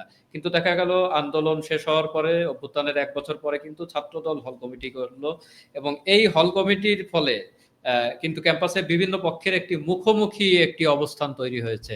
এখন অনেক ভাই, আহ সাকিব যেমনটা বলছিলেন যে ঢাকা বিশ্ববিদ্যালয়ের ছাত্রদল যথেষ্ট সহনশীল আচরণ ইতোমধ্যেই করেছে। আমরা আপনাদের এই আচরণকে সাধুবাদ জানাচ্ছি। কিন্তু অনেক ভাই এইখানে শঙ্কার জায়গা যেটি আমরাও দেখছি, কিংবা সাকিব যেটি বলছিলেন যে ভবিষ্যতে আবারও যে সেই আগের রাজনীতির ফরম্যাট যে ফিরে আসবে না, এইটা কিভাবে আসলে ছাত্রদল এনশিওর করবে, কিংবা এর পক্ষে আপনারা আসলে কি যুক্তি দেখাবেন অনেক ভাই? শুরু করেছে যখন ক্লাসরুমের দরজা বন্ধ করে, যখন স্টুডেন্ট দিয়ে ক্লাসরুমের দরজা বন্ধ করতে চায়, যখন কুয়েটে শিক্ষার্থীদের উপর হামলা হওয়ার পর তারা নিজেরাই প্রোগ্রাম করে, মিছিল করে, তো এই সংখ্যাটা কিন্তু থেকে যায়। সেই সংখ্যাটাকে, এই ভয়টাকে আসলে অ্যাভয়েড করার সুযোগ নেই। এই জন্য আমাদের জায়গা থেকে সবসময় আহ্বান থাকবে, শিক্ষার্থীদের ভয়কে, শিক্ষার্থীদের আশাকে, প্রত্যাশাকে সবকিছুকে আচ্ছা, আমলে নিয়ে আমাদের ছাত্র রাজনীতি ধন্যবাদ ধন্যবাদ সাকিব, আসবো আপনার কাছে। অনেক ভাইকে একটু শুনি, অনেক ভাই। ধন্যবাদ চিপলি। এখানে আসলে সাকিব যেটা বলেছে আর কি, আমি আরেকটু সাকিবের হয়তো একটু জানার ভুল আছে, আমি সেটা একটু শুধরে দেওয়ার চেষ্টা করব। প্রথমত হচ্ছে যেদিন আমরা ক্লাসরুমে, আমরা না মানে আমাদের সংগঠনের কিছু জুনিয়ররা যারা সাম্যর খুবই কাছের জুনিয়র ছিল, তো তারা আসলে যখন ক্লাসরুমে গিয়ে ক্লাসরুম বন্ধ করতে বলেছে, তখন আসলে ঢাকা বিশ্ববিদ্যালয়ে শোক দিবস পালিত হচ্ছিল। অর্ধ দিবস, শোক দিবস ২টার আগ পর্যন্ত যে শোক দিবস ছিল, সেই শোক দিবসে কোনো ধরনের ক্লাস পরীক্ষা নেওয়ার কথা ছিল না। এটা কিন্তু বিশ্ববিদ্যালয়ের অফিসিয়াল নোটিশেই বলা ছিল। বিশ্ববিদ্যালয়ের অফিসিয়াল নোটিশে বলার পরেও যদি কোনো ডিপার্টমেন্ট তা তোয়াক্কা না করে ক্লাস পরীক্ষা নেয়, তখন কি আসলে আমরা এটা তাদেরকে কি বলতে পারি না যে আসলে এটা তো বিশ্ববিদ্যালয়ের আদেশের বাইরে চলে যাচ্ছে? এটা কি আসলে কোনো অপরাধের মধ্যে পড়ে কিনা, এটা আমার সাকিবের কাছে প্রশ্ন থাকবে। আর সাকিব আরেকটা অনেক ঘটনা ভাই, যেটা এটা তো বলেছে আসলে আমাদের প্রশ্ন, জোর করে যখন বিশ্ববিদ্যালয় প্রশাসনের কথা কোনো ডিপার্টমেন্টের চেয়ারম্যান না মানে, শিক্ষার্থীদের থাকা সত্ত্বেও যদি জোর করে দরজা বন্ধ করে বের করে দেওয়া হয়েছে, করা, গালিগালাজ করা, কিংবা এমন ভাবে ঢোকা, মনে হচ্ছে আসলে কোন একটা বড় ধরনের বিশৃঙ্খলা হচ্ছে। এটাও তো আসলে একটা জবাবদিহিতার মধ্যে পড়ে। এটাও তো মানে উচিত কোনো কিছু না। এটাও তো একটা সংজ্ঞা এখানে তৈরি করে, যেটা এখানে গালিগালাজ করা হয় নাই, কাউকে জোর করে বের করে দেওয়ার যে প্রবণতা সেটাও করা হয় নাই। ওখানে তো যে বলা হয়েছে যে এখন তো শোক দিবস চলছে, আজকে তো ক্লাস হওয়ার কথা না, তো তোমরা মানে ক্লাস কেন হচ্ছে সেটা তাদেরকে বলা হয়েছে। তাদেরকে জানানো হয়েছে যে আজকে শোক দিবসে ২টা পর্যন্ত ক্লাস বন্ধ রাখার সিদ্ধান্ত নেওয়া হয়েছে। এটা একটা। দ্বিতীয় কথা হচ্ছে যে যে ডিপার্টমেন্ট গুলো ওই সময় ক্লাস নিয়েছিল তাদের বিপক্ষে তো এখন পর্যন্ত কোনো ব্যবস্থা নেওয়া হয়নি। আর আমরা তো সেই বিশ্ববিদ্যালয়ের যে নির্দেশ, সেই নির্দেশনা অনুযায়ী তাদেরকে জানিয়েছি। এর বাইরে কোন ধরনের বিশৃঙ্খলা, কাউকে গালিগালাজ করা, কাউকে মারধর করা, কাউকে জোরপূর্বক বের করে দেওয়া, কাউকে ধাক্কা দিয়ে বের করে দেওয়া, এ ধরনের কোনো কিছু হয়নি। আমরা সিসি ক্যামেরা যতটুকু দেখেছি ঠিক ততটুকুই বলেছি, এর বাইরে একটা না। মারধর সিসি করার কথা ক্যামেরায় একবার বলি না, ব্যাট এটা এটা বা যে ধরনের এটার কথা আমি আবারও বলছি যে যে ধরনের মিস ইনফরমেশন প্রোভাইড করা হয়, একটা ভিডিওকে দেখানো হয়েছে যে সেটা নাকি কোন ক্লাসরুম থেকে বের করা হচ্ছে, অথচ সেটা ছিল রেজিস্টার বিল্ডিং এর একটা ঘটনা। সেটা রেজিস্টার বিল্ডিং এ যখন অফিসিয়ালি তারা কালো ব্যাজ ধারণ করা থেকে শুরু করে বিশ্ববিদ্যালয়ের শোক দিবসের যে কোড অফ কন্ডাক্ট আছে, কোনো কিছুই তারা পালন করছিল না, স্বাভাবিকভাবে তাদের কার্যক্রম পরিচালনা করছিল। তখন তাদেরকে বলা হয়েছে যে আপনারা তো বিশ্ববিদ্যালয়ের আওতাধীন, আপনারা কেন পালন করছেন না? এইটা বলা হয়েছে। এর বাইরে কিন্তু কোনো ধরনের কোনো নেগেটিভ ইমপ্যাক্ট তাদের উপরে ফেলানো হয়নি। তুমি বলতে পারো এটা কি আমাদের দায়িত্বের মধ্যে পড়ে, নাকি এটা আসলে প্রশাসনিক এ- করার কথা? এটা যে কোনো জোর এটা মানে কাউকে আবারও সহযোগিতা আবারও না। আবারও আবারও আবারও একটু ভুল ইনফরমেশন দেওয়া হচ্ছে যে এটা কোনো সাংগঠনিক কাঠামোর মধ্যে কিছু ছিল না। এটা শুধুমাত্র সাম্যর যারা বন্ধু ছিল, সাম্যর যারা জুনিয়র ছিল, তারা কিন্তু এই কার্যক্রম পরিচালনা করেছে। এখানে ছাত্র দলের কোনো নেতাকর্মী কোনো নেতাকর্মী তার নিজ পরিচয়ে ওখানে কিন্তু যায়নি। ওখানে ছাত্র দলের প্রেসিডেন্ট, সেক্রেটারি বা নেতৃত্বস্থানীয় কোনো নেতাকর্মী কিন্তু ছিল না। শুধুমাত্র যারা সাম্যর খুব কাছের মানুষ ছিল, তারা আবেগতাড়িত হয়ে এই কার্যক্রমটা পরিচালনা করেছে।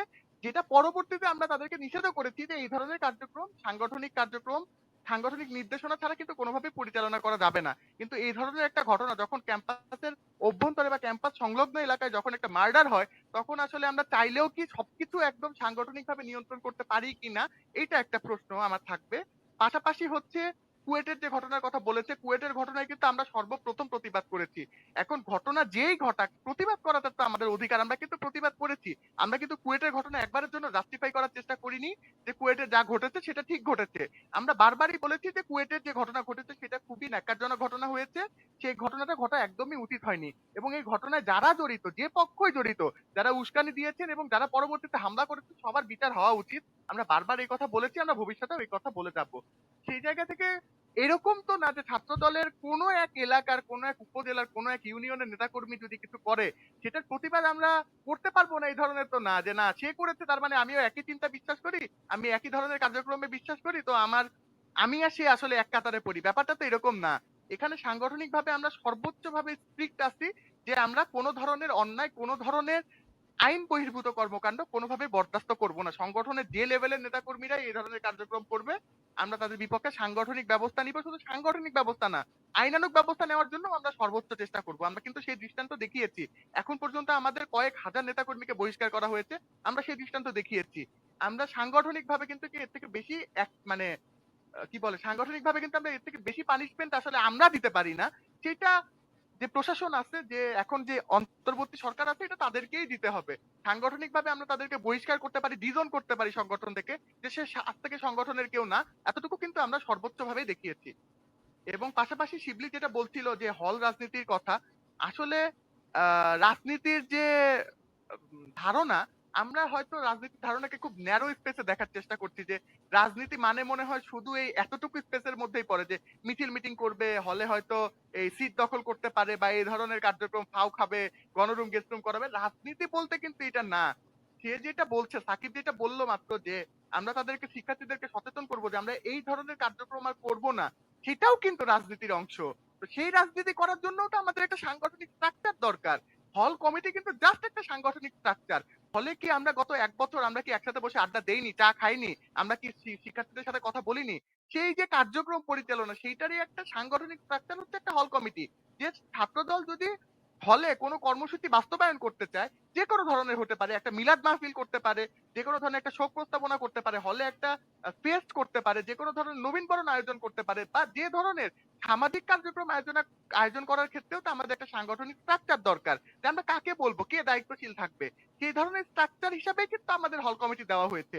আমরা বারবারই বলছি যে আমরা কোনো ধরনের গণরুম, গেস্ট রুম বা প্রিভিয়াস সময়ে যেগুলা ছাত্রলীগের সময় যে জিনিসগুলা হয়েছে হলে, আমরা সেগুলা কখনোই ফিরিয়ে আনবো না। কিন্তু বারবারই আমাদেরকে বলা হচ্ছে যদি ভবিষ্যতে আনেন। ভাই আমরা এখন তো চেষ্টা করতেছি যাতে এরকম কোনো অ্যাক্টিভিটি না আসে। চেষ্টা অব্যাহত থাকলেই তো ভবিষ্যৎটা সিকিউর হবে। যদি এরকম হয় যে না, ভবিষ্যতে আপনারা আনবেন, মাস্ট আপনি বলেন আনবেন, এটা তো হইল না। আমরা তো আসলে এরকম কোনো এক্সাম্পল কিন্তু এখনো কেউ দিতে পারবে না যে আমরা হলে কোনো ধরনের এরকম কোনো কার্যক্রম পরিচালনা করছি। কোনো কিন্তু অনেক ধরনের ভাই এরকমও কি এক্সাম্পল আছে যে এই যে আপনারা বলছেন ছাত্র রাজনীতি সংস্কার হোক কিংবা ওই ছাত্র রাজনীতি নাই, ছাত্রলীগের প্যাটার্নের রাজনীতি নাই, কিন্তু কি এমন আপনারা করেছেন অনেক ভাই বিগত ১ বছরে যার মাধ্যমে আমরা বুঝতে পারি যে ছাত্র রাজনীতি ওই জায়গা থেকে উত্তরণ করেছে? আমরা সাকিবের কাছে একটু এই ব্যাপারে কিন্তু এই ব্যাপারে শুনবো, তার আগে আপনার কাছে একটু শুনি। গত ১ বছরে ঢাকা বিশ্ববিদ্যালয়ে আমরা যে ধরনের রাজনীতির চিন্তা করি, সে ধরনের রাজনীতি কিন্তু শুধুমাত্র ছাত্রদলই করেছে। সহাবস্থানের রাজনীতি থেকে শুরু করে পরমত সহিংসতার যে রাজনীতি আমাদের নামে স্লোগান হয়েছে, আমরা ওখানে দাঁড়িয়ে দাঁড়িয়ে দেখেছি। আমরা কিন্তু কোনোভাবে প্রতিক্রিয়া দেখাইনি। হলে আমাদের বিপক্ষে স্লোগান হয়েছে, আমাদের রুমের সামনে এসে বিভিন্ন ধরনের স্লোগান দেওয়া হয়েছে। আমরা যখন বাইরে দাঁড়িয়ে আছি তখন আমাদেরকে বিভিন্নভাবে প্রভোক করার চেষ্টা হয়েছে। হলে বিভিন্ন সংগঠন তারা নিজেদের সর্বোচ্চ কার্যক্রম পরিচালনা করেছে। কিন্তু আমরা কিন্তু তাদের দেখাদেখি কার্যক্রম পরিচালনা করতে যাইনি। আমরা কিন্তু তাদের কার্যক্রমে কোন রকম ভাবে বাধা দেইনি।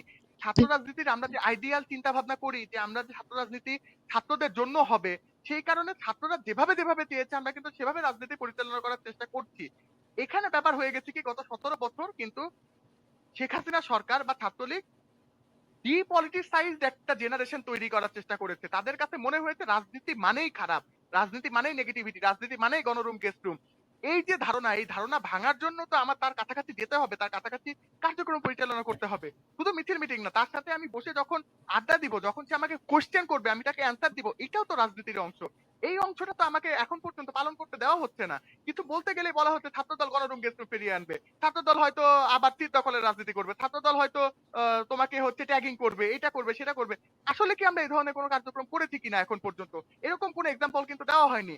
আমি ৫ই আগস্টের পরে ১ বছর আমি গত ১ মাস আগে আমার হলে সিট পেয়েছি। আমি কিন্তু হলে রানিং স্টুডেন্ট। আমার মাস্টার্স ১ সেমিস্টার শেষ হয়ে আমি 2nd সেমিস্টারে এসেছি। এই ৬ মাস আমি রানিং স্টুডেন্ট থাকা অবস্থায় কিন্তু আমি হলের কোন সিটে উঠে যে আমি ১ রাত থাকবো, আমি কিন্তু সেটা থাকিনি। আমি কিন্তু হলের প্রশাসনের কাছে আবেদন করে তার একদম জেনারেল যে ভাইভা, সেই ভাইভা দিয়ে তাদের যে সাধারণ নিয়ম, সেই সাধারণ নিয়মেই হলে উঠেছি। তো আমরা তো এই এক্সাম্পল বারবার সেট করছি যে আমরা কোন ধরনের মানে অবৈধ কিছু বা কোনো আইন বিরোধী কিছু বা ছাত্রদের সেন্টিমেন্ট বিরোধী কিছু আমরা কখনো করব না। কিন্তু তারপরও বারবার আমাদেরকে জোর করেই বলা হচ্ছে না ছাত্রলীগ করেছে ছাত্রদলও করবে। ছাত্রলীগ করেছে ছাত্রদলও করবে। আজকে না হোক কালকে করবে। ক্ষমতায় আসার পরে করবে। না হইলে অন্য সময় করবে। এইটা তো বারবার অন্য সংগঠনের পক্ষ থেকে আসছে। আমরা তো বারবার বলতেছি না। আবার ক্লাবের যে কথাগুলো সাকিব বলেছে, যে ক্লাবে কিন্তু সাকিব খুব ভালো মতোই জানে যে ছাত্রদল আমি দখল আমি করুক আর আসলে তো না করুক বলিনি ছাত্রদল ছাত্রলীগ কিন্তু করতে ছাত্রদল। না, হ্যাঁ হ্যাঁ, ছাত্রলীগ হ্যাঁ। করতো, এটা ছাত্রলীগ করতো এটা বললাম। সেটাই আমরা বলেছি। ছাত্রলীগ করেছে কিন্তু এখনো কিন্তু একটা সংগঠন ক্লাবের আধিপত্য বিস্তারের সর্বোচ্চ চেষ্টা করছে। আমরা কিন্তু সেটার বিপক্ষে কথা বলেছি কিন্তু আমরা কিন্তু কোন ধরনের রিঅ্যাকশন এ যাইনি। আমরা কিন্তু বারবার তাদের সাথে কথা বলা হয়েছে যে, "না, আপনারা এই ধরনের কার্যক্রম পরিচালনা কইরেন না।" যে গুপ্ত সংগঠন এখন করছে তাদের বিপক্ষে আমরা কিন্তু এটা বারবারই বলেছি। পাশাপাশি এরকম কিন্তু হয়েছে যে ছাত্র দলের সমর্থক হওয়ার কারণে অনেক হলের এই হলের যে সংগঠনগুলো আছে বা টিএসসি সংগঠন আছে সেই সংগঠন থেকে তাদেরকে বলা হয়েছে যে না আপনি নেতৃস্থানীয় পর্যায়ে আসতে পারবেন না। আমরা কিন্তু সেই জায়গাগুলো মেনে নিয়েছি। যে শুধুমাত্র রাজনৈতিক আধিপত্য বিস্তার যাতে এখানে না হয়। তো আমরা যে আইডিয়াল রাজনীতির কথা বলি, যে আইডিয়াল রাজনীতির স্বপ্ন দেখি, সেটার জন্য কিন্তু আমরা সর্বোচ্চ সহিংসতার পরিচয় দিয়েছি এবং আমরা সেই পরিচয় এখনো দিয়ে যাচ্ছি। কিন্তু বারবার যদি আমাদেরকে ছাত্রলীগীয় কায়দায় অ্যাটাক করা হয়, বারবার যদি একই কথা বলা হয় যে না আপনারা মুদ্রার এপিঠ আর ওপিঠ, তাহলে তো আসলে এই যে আমরা চেঞ্জের কথা বলছি, যে চেঞ্জ কিভাবে আসবে? সহাবস্থান আমরা তখন বারবারই এরকম অ্যাটাকড হব, ট্রিগার্ড হব। আমরা যদি এ ধরনের কিছু বলতে যাই তখন আবার বলবে যে এটা ছাত্রলীগের মতো তারা শুরু করেছে। আমাদের নামে কিন্তু উল্টাপাল্টা স্লোগান হয়েছে, গালি দিয়ে স্লোগান হয়েছে। কিন্তু আমরা কিন্তু এই ধরনের কোনো কিছু এখন পর্যন্ত ক্যাম্পাসে করিনি। আমরা যদি করতে যাই তখন বলবে যে আমরা ডমিনেট করতেছি। অন্য কোনো সংগঠন করলে কিন্তু সেটা বলে না যে তারা ডমিনেট করার চেষ্টা করতেছে। এই যে ব্যাপারটা শুধুমাত্র যে একটা বড় সংগঠনকে টার্গেট করে এই ধরনের ঘটনা ঘটানো, আমরা সেটার বিরোধিতা করি। এখনো করি, ভবিষ্যতেও করব। আমাদের কথা লেভেল প্লেইং ফিল্ড বলতে আমরা কি বোঝাই? যে সব সংগঠনের প্রত্যেক স্টুডেন্টের একই অধিকার। আমি ছাত্রদল করি জন্য আমার অধিকার একটু কম। যে ছাত্রদল করে না সাধারণ শিক্ষার্থী তার অধিকার বেশি। ব্যাপারটা তো এরকম না। প্রত্যেকটা জায়গায় সবার সমান অধিকার থাকবে।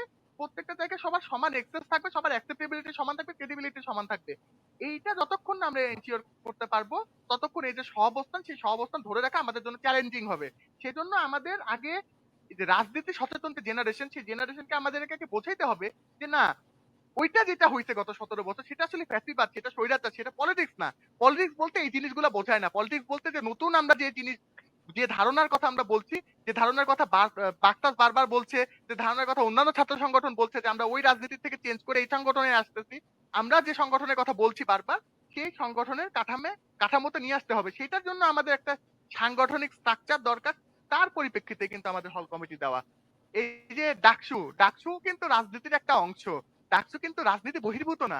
হ্যাঁ, সেটা বলতে পারে যে ডাকসুতে আসলে হল মানে দলীয় প্যানেল দেওয়া বাধ্যতামূলক না। কিন্তু ডাকসুও তো একটা প্যানেল, এটাও তো একটা সাংগঠনিক রাজনীতি, এটাও তো একটা ভিত্তি। তো ডাকসুতে যদি ছাত্রদল প্যানেল দেয়, সেটা কি রাজনীতির মধ্যে পড়ে না? সেটা তো একাডেমিক এরিয়ার মধ্যেই হয়। সেটা তো হল এরিয়ার মধ্যেই হয়। তো এই যে স্ট্রাকচার, সেই স্ট্রাকচার পরিচালনার জন্য ডাকসু যদি ছাত্রদল একটা প্যানেল দেয়, সেই প্যানেল পরিচালনার জন্য কি আমি একটা সমন্বয় কমিটি দিব না যারা প্যানেলের সাথে কাজ করবে? তো সেটা কি গণরুম গেস্ট রুমের রাজনীতি নাকি? সাংগঠনিক স্ট্রাকচার মানে তো এই ধরনের রাজনীতি না। সাংগঠনিক স্ট্রাকচার মানে যে কার্যক্রম পরিচালনার জন্য সংগঠন যাদেরকে দায়িত্ব দিবে সেই ধরনের রাজনীতি। তো এখানে তো আমি নেগেটিভ কোনো কিছু, আমরা কোনো ধরনের এমন নেগেটিভ এক্সাম্পল এখন পর্যন্ত দেখাইতে পারবো না যে ধরনের ছাত্রদল এই ধরনের একটা নেগেটিভ কাজ করেছে ক্যাম্পাসে। ধন্যবাদ অনেক ভাই। আমরা মনে হয় আপনার বক্তব্য পরিষ্কার। আমরা সাকিবের কাছে একটু আসতে চাই। মোহাম্মদ সাকিব, সৈয়দ ইমাম হাসান অনিকের প্রশ্নের জবাবে আপনি কিছু বলবেন কিনা? আপনি আগে এটা বলেন, তারপরে আমরা প্রশ্নে যাই আবার। কোন স্পেসিফিক প্রশ্ন, মানে লাইক কোন কিছু, অনেক আপনি যদি কোট করতে চান তাহলে আমার জন্য উত্তর দিতে সুবিধা হবে। আচ্ছা, অ অ অনিক ভাই আ অনিক ভাইয়ের কথার জবাবে আপনি কিছু বলবেন কিনা? আমি সেটাই আসলে বোঝাতে চেয়েছি। আর আপনার জন্য আরেকটি প্রশ্ন, সেটি হচ্ছে সাকিব, আমরা কিন্তু অনেক মানে এই প্রশ্ন কিন্তু প্রায়ই শোনা যায় যে ৫ই আগস্টের পরে আপনি যে সংগঠনে রয়েছেন আসলে সেই সংগঠনের নেতাকর্মীদের লাইফস্টাইলে একটি আমূল পরিবর্তন এসেছে। এই ধরনের কথা কিন্তু প্রায়ই শোনা যায়, কিংবা অপরাপর যেসব সংগঠন আছে তারাও কিন্তু অভিযোগ করে বিভিন্ন সময়। আমরা বিভিন্ন মিডিয়াতে দেখি, কিংবা আপনাদের সাথে আন্দোলনে একসাথে ছিল এইরকমও বেশ কিছু মানুষজন কিন্তু এই ধরনের অভিযোগ প্রায়ই তুলছে। তো এই ব্যাপারে আসলে আপনার কি অভিমত, সাকিব? দেখুন, মহানগরের রিয়াদের যেটা অনেক ভাই বললেন, কোথায় বুরুঙ্গমারি কলেজে কিংবা তেতুলে কি হইলো সেটা আসলে ঢাকা বিশ্ববিদ্যালয় ছাত্রদল সবকিছু কন্ট্রোল করতে পারে না। তো বৈষম্য বিরোধী যে একটা প্ল্যাটফর্মকে কেন্দ্র করে বিভিন্ন একেবারে বাংলাদেশ সুবিধাবাদী পার্টিতে পরিণত হওয়ার যে একটা প্রবণতা দেখেছি, সবাই এখান থেকে নেয়, কিন্তু পরবর্তীতে বলে আমি ছাত্রদল, আমি শিবির। কিন্তু বৈষম্য বিরোধীর সাথে থেকে আমরা দেখেছি যে যে রিয়া, সে কিন্তু আমাদের বাচ্চার সাথে কোনোভাবে সম্পর্কিত না। সে বৈষম্য বিরোধী ছিল, আন্দোলনে ছিল, তার পরবর্তীতে বিভিন্ন নাম ইউজ করে সে প্রচুর টাকা পয়সা কামাইছে, চাঁদাবাজি করছে, কিন্তু তার প্রত্যেকটা দায়ভার কিন্তু আমাদেরকে দেওয়া হচ্ছে কোনো একেবারে ইন্টেনশনালি, যেটা অনেকের ক্ষেত্রে আমরা বিরোধিতা করি, কিন্তু আমাদের ক্ষেত্রে যখন করা হচ্ছে এটাকে খুবই একেবারে ইন্টেনশনাল ফ্রেমিং করা হচ্ছে।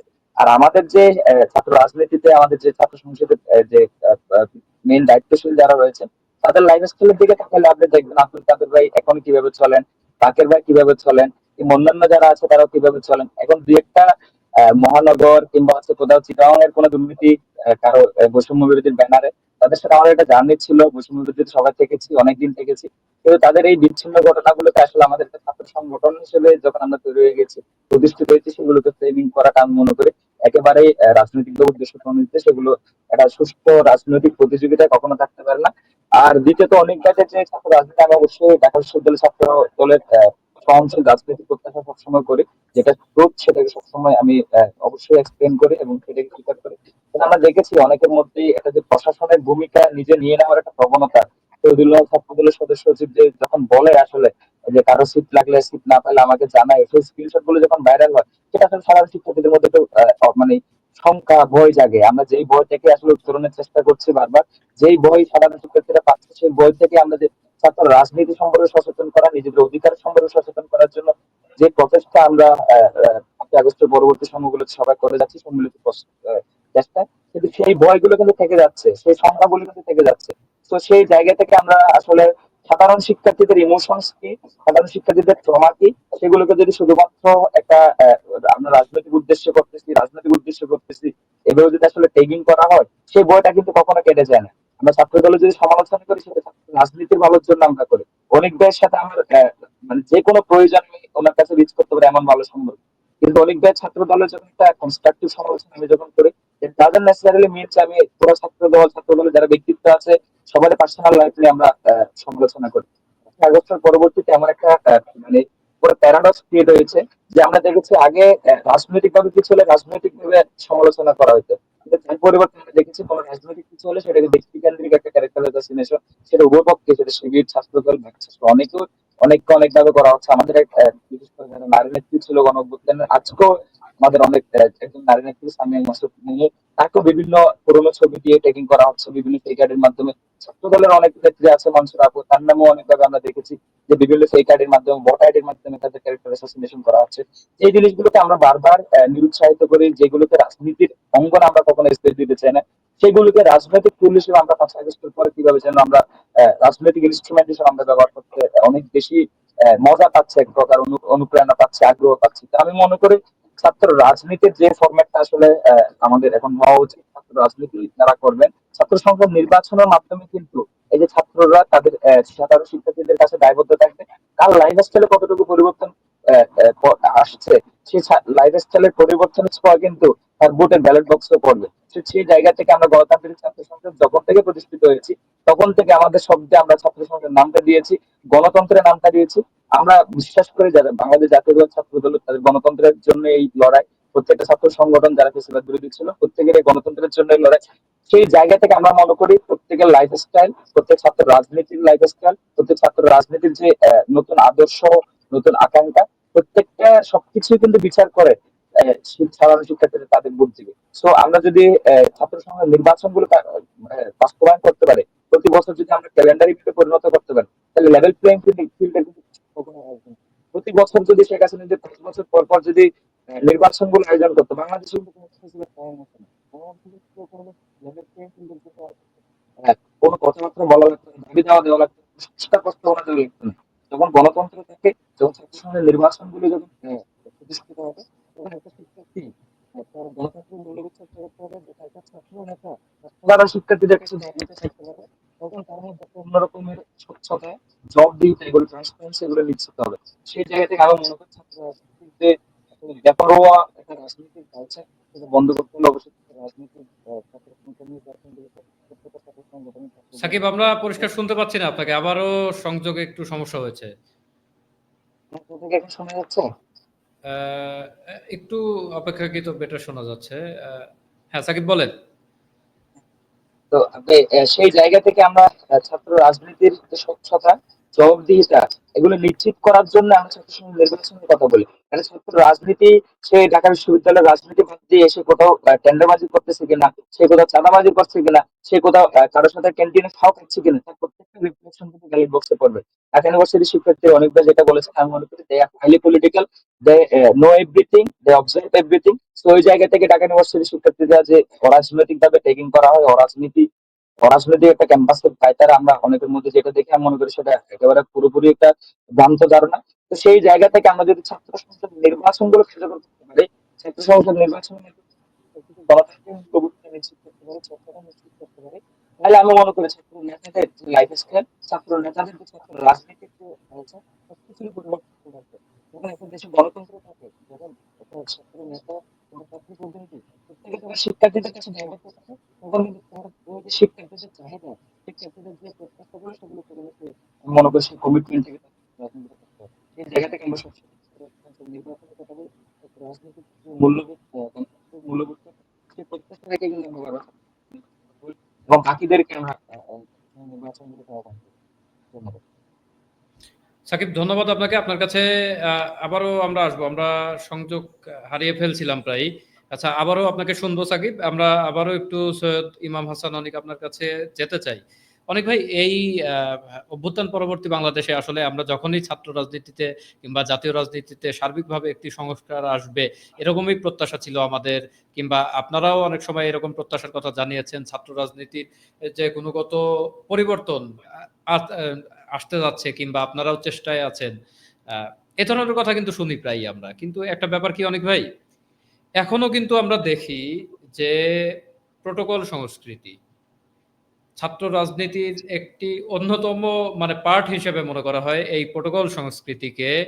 এখনো কিন্তু আমরা দেখি যে ক্যাম্পাসের বিভিন্ন জায়গায়, কিংবা আমরা শীতের সময় দেখেছি যে নেতা ব্যাডমিন্টন খেলছে, তার কর্মীরা চারপাশে দাঁড়িয়ে আছে।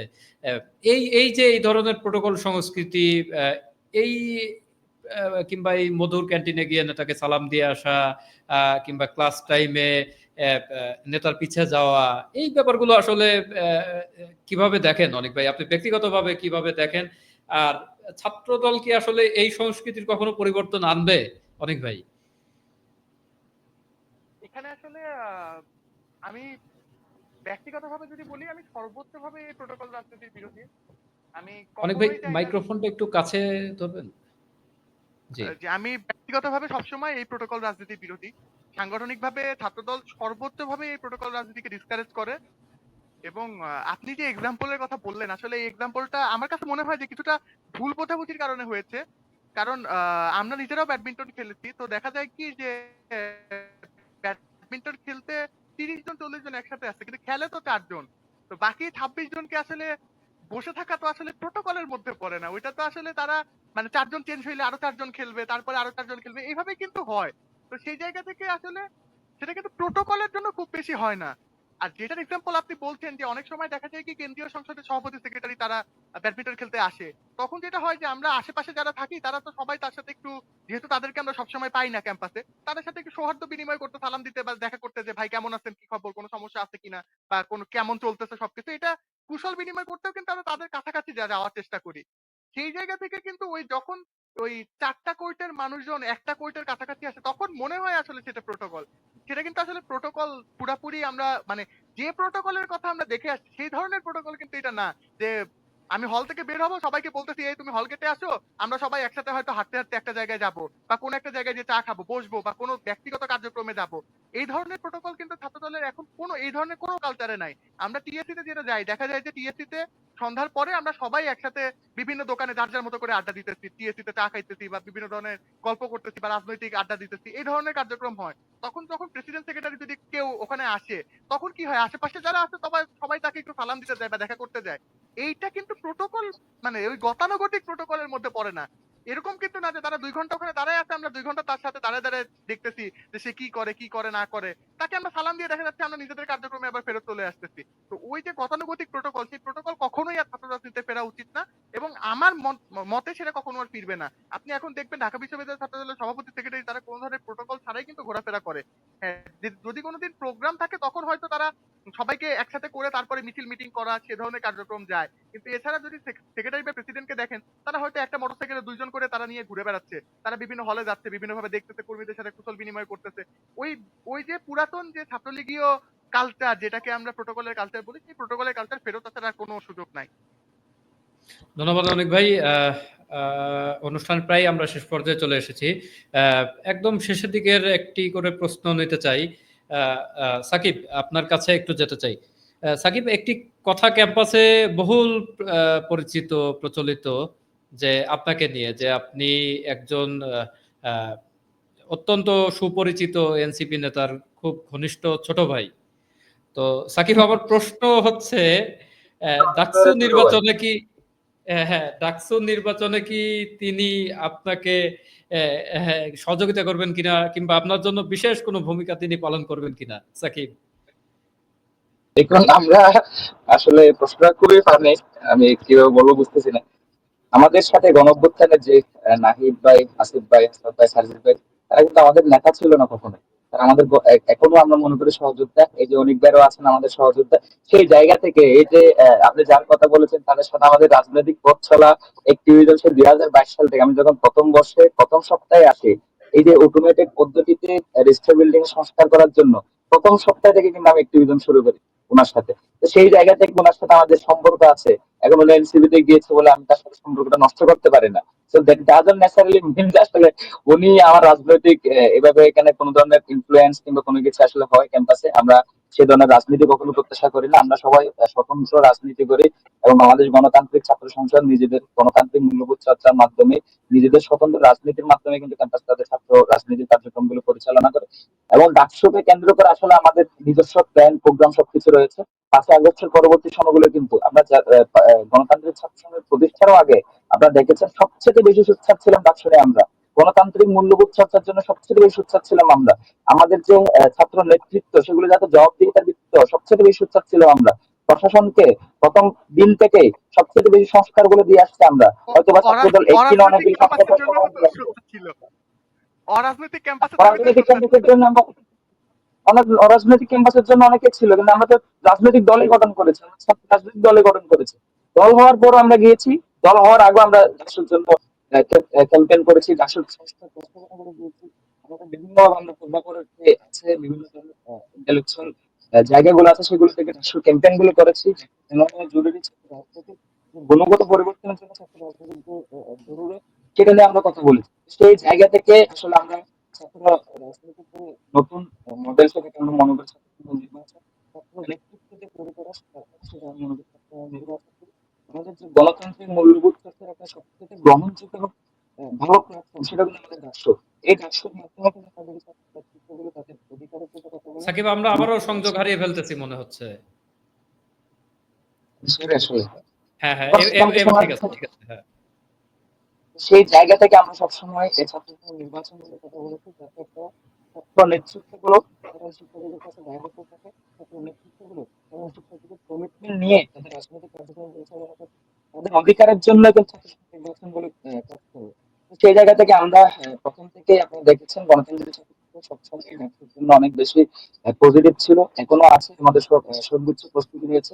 আমরা সবাইকে আহ্বান করেছি ৫ই আগস্টের পর থেকে বিভিন্ন গোষ্ঠী রাজনীতি ছেড়ে বিভিন্ন ধরনের অপরাজনীতি ছেড়ে, প্রোটোকল শোডাউন পলিটিক্স ছেড়ে সব ধরনের যে রাজনীতি, ছাত্রলীগের রাজনীতির যে কালচার গুলো ছিল, কিন্তু রাজনীতিতে একটু একটু গুপ্ত রাজনীতি, সেই গুপ্ত রাজনীতির বিরুদ্ধে চেষ্টা করেছে এবং অনেক জায়গায় এটা খুব ভালোভাবে করা হয়। সেই জায়গা থেকে আমরা সবসময় এই ছাত্র সংগ্রাম নির্বাচন গুলোর জন্য গুরুত্ব করি, জনগণের সবাইকে আহ্বান করি কিন্তু আমরা আমাদের ছাত্র সংগ্রাম নির্বাচনের ব্যাপারে তার মধ্যে অন্যতম প্রধান থাকবে ছাত্র সংগ্রাম নির্বাচন গুলোকে প্রতি বছর সরকারি ব্যাংকে পরিণত হয়। তো সেই জায়গা থেকে আমি মনে করি আমাদের কোনো ধরনের রাজনৈতিক প্রভাব ছাড়াই, কোনো ধরনের মাদার পার্টি ছাড়াই আমরা প্রত্যেকটা ছাত্র সংগঠনে ইনশাল্লাহ কাজ করে যাচ্ছি এবং আমরাও একইভাবে গণতান্ত্রিক ছাত্র সংসদ তার ছাত্র নির্বাচনের জন্য প্যানেল রেডি থেকে শুরু করে প্রত্যেকটা কার্যক্রমে আমরা সর্বোচ্চ প্রস্তুতি রয়েছে এবং আমরা শিক্ষার্থীদের মতামতের ভিত্তিতে আমাদের ইস্তেহারগুলো দেব এবং যে প্রশাসনকে যে একটা দায়মুক্তি দেওয়ার একটা পলিটিক্স ক্যাম্পাস আমরা 5 আগস্ট পর থেকে দেখেছি, নিজে সবগুলো দায়িত্ব নিয়ে নিজে ওয়েলফেয়ার পলিটিক্স করে নিজে সব সমস্যার সমাধান করার মধ্যে আসলে প্রশাসনকে দায়মুক্তি দেওয়ার একটা প্রবণতা আমি মনে করি ছাত্র নির্বাচন যারা ছাত্র নেতা হিসেবে নির্বাচিত হবে, প্রতিনিধি হিসেবে নির্বাচিত হবে, তারা এই প্রশাসনকে দিয়ে বাধ্য করবে যাতে সঠিক করে সিদ্ধান্ত নেয়, যাতে শিক্ষার্থীদের যে অসংখ্য যন্ত্রণা আছে সেগুলো যাতে দূর হয়, যাতে আমাদের যে ক্যাম্পাসগুলোতে 5 আগস্টের পরে মোরাল পুলিশের একটা উত্থান হয়েছে, এই আইডির মাধ্যমে বট আইডির মাধ্যমে নারী নেতৃত্বদেরকে যে সাকিব harassment পরিষ্কার কিন্তু শুনতে পাচ্ছি না আমরা। সাকিব পরিষ্কার শুনতে পাচ্ছি না আমরা। আপনার কথা অনেকটা মিস করে ফেলছি আমরা। সরি, এখন কি সাকিব শোনা যাচ্ছে? হ্যাঁ, সাকিব এখন আপনাকে পরিষ্কার শোনা যাচ্ছে। আমার মনে হয় হেডফোনের মাইক্রোফোনের মাঝে কোনো স্ট্রাগল এলে তখন একটু সমস্যা হচ্ছে। সাকিব লাস্ট আবার টাইম একটু হ্যাঁ, এবার শোনা যাচ্ছে। যে জায়গাটা আমরা সবচেয়ে বেশি চাই, আমরা নারীদের জন্য একটা কমফোর্টেবল ক্যাম্পাস সবসময় চেয়েছি, নারীদেরকে একটা নিরাপদ ক্যাম্পাস আমরা দেখেছি 5 আগস্টের পরে আমরা যেই জিনিসটা সবচেয়ে বেশি সংস্কার ছিল, নারীরা ক্যাম্পাসে সুন্দরভাবে স্বাধীনভাবে ঘোরাফেরা করবে, কিন্তু আমরা দেখেছি যে সুফিয়া কামাল হল, তারপর রোকেয়া হল, সুলতান হল গুলোর সামনে তৃণমূল ববগুড়ে নেশাগ্রস্ত আশ্রয়স্থলে পরিণত হয়েছে। আমাদের প্রশাসন দু একদিনের জন্য সুকল লোক দেখানোর কোন উদ্যোগ নিল, সেটা বাস্তবে কোন ধরনের উল্লেখযোগ্য সাস্টেইনেবল সমাধানের দিকে তারা যেতে পারে। আমরা দেখেছি 5 আগস্টের পরবর্তী সময়ে ক্যাম্পাসকে কিভাবে মোরাল পুলিশের নাতুর করে পরিণত করা হয়েছে, কিভাবে ক্যাম্পাসগুলোতে ছাত্র নেতৃত্বে যারা রয়েছে নারীরা তাদেরকে হ্যারাসমেন্টের দিকে বিভিন্ন বখাটের মাধ্যমে বিভিন্ন রাজনৈতিক ইনস্ট্রুমেন্ট হিসেবে তারা ইউজ করে আমাদের নেতৃত্বের নারী নেতৃত্বের দিকে হেনস্থা করেছে। আমরা এই সবের সবকিছুই প্রশাসনকে আমরা বাধ্য করতে চাই। ছাত্র রাজনীতির অন্যতম কাজ হচ্ছে ছাত্র রাজনীতিতে 1 কোটি টাকা এনে এখানে প্রোগ্রাম করতে পারে না। ছাত্র রাজনীতির কাজ কখনো এটা হওয়া উচিত না। ছাত্র রাজনীতির কাজ হচ্ছে, ছাত্র সংগঠনগুলোর কাজ হচ্ছে যে শিক্ষার্থীদের যে দাবিগুলো, কোথাও যদি একটা ফিল্টার লাগে, কোথাও যদি ওয়াশরুম লাগে, সেটা প্রশাসনকে দিয়ে বাধ্য করবে। যদি কোথাও সিটের সংকট থাকে, প্রশাসনকে দিয়ে বাধ্য করবে। কিন্তু আমরা এক ধরনের আসলে এমন একটা কম্পিটিশনে গিয়েছি যে কম্পিটিশনের নাগাল আমাদের হাতে নেই, যে কম্পিটিশনের গুলি সবসময় একটা অরাজনৈতিক এবং অন্যরকম একটা অসম প্রতিযোগিতার হাতে। সেই অসম প্রতিযোগিতা থেকে এখানে ইতি টেনে আমরা যে দায় মুক্তি দেওয়ার একটা প্রবণতা রয়েছে, প্রশাসনকে সবকিছু আমরা ছেড়ে দিয়েছি। ফলে একটা কিছু লাগলে পানের ফিল্টার লাগলো আমরা দিচ্ছি, ফলে একটা মেডিসিন কর্নার লাগলো আমরা দিচ্ছি, ফলে যাই লাগে আমরা করে দিচ্ছি। তাহলে প্রশাসনের কাজ কি? এত কোটি কোটি টাকার ভর্তুকির কাজ কি? ছাত্র নেতাদের কাজ কি? ছাত্র রাজনীতি যে আদর্শিক রাজনীতি, সেটা চর্চা কোথায়? গণতান্ত্রিক মূল্যবোধের মাধ্যমে যে একটা রাজনৈতিক পরিবেশ তৈরি হবে, ছাত্র নেতৃত্ব তৈরি হবে, আমরা তো সমাজসেবক তৈরি হচ্ছি। ঢাকা বিশ্ববিদ্যালয়ের কাজটা সমাজসেবক তৈরি করা না। সেই জায়গা থেকে আমরা আসলে ছাত্র নেতৃত্বের যে সঠিক আদর্শিক ধারা, সেটা বাস্তবায়ন আমরা ছাত্র নির্বাচনের মাধ্যমে দেখতে চাই। প্রত্যেকটা ছাত্র রাজনৈতিক দলগুলোর একটা যে ছাত্র রাজনৈতিক মডেল রূপরেখা তৈরি করা, সেটা আমরা সবাইকে আহ্বান জানাই। ছাত্র সংঘ নির্বাচনের মাধ্যমে আমরা প্রতি বছর ছাত্রদের যে ক্যালেন্ডার ইভেন্ট, তাদের যে সেমিস্টার ফাইনাল গুলো যখন যেভাবে হয়, তাদের সামার ভ্যাকেশন যেভাবে হয়, আমরা চাই ছাত্র সংঘ নির্বাচন গুলো প্রতি বছর সেই একইভাবে ক্যালেন্ডার ইভেন্টে পরিণত। কেউ যাতে রাষ্ট্রীয়ভাবে কিংবা ঢাকা বিশ্ববিদ্যালয়ে কেউ যাতে স্বৈরাচারের ভূমিকা উত্তীর্ণ হতে না পারে, কেউ যাতে গেস্ট রুম গণরুমের কালচার ফিরিয়ে আনতে না পারে, কেউ যাতে ঢাকা বিশ্ববিদ্যালয়ের শিক্ষার্থীদের স্বাধীনতাকে, বাক স্বাধীনতাকে, গণতন্ত্রকে চুপি চেপে ধরতে না পারে, সেই স্বাধীনতার আতুরঘর হিসেবে ঢাকা বিশ্ববিদ্যালয়কে আবারও পুনঃপ্রতিষ্ঠিত করতেছে। এবং আমরা মনে করি সে পুনঃপ্রতিষ্ঠার সবচেয়ে বড় ভিত্তি হবে, সবচেয়ে বড় শক্তিশালী জায়গা হবে আমাদের এই ছাত্র নির্বাচনগুলো।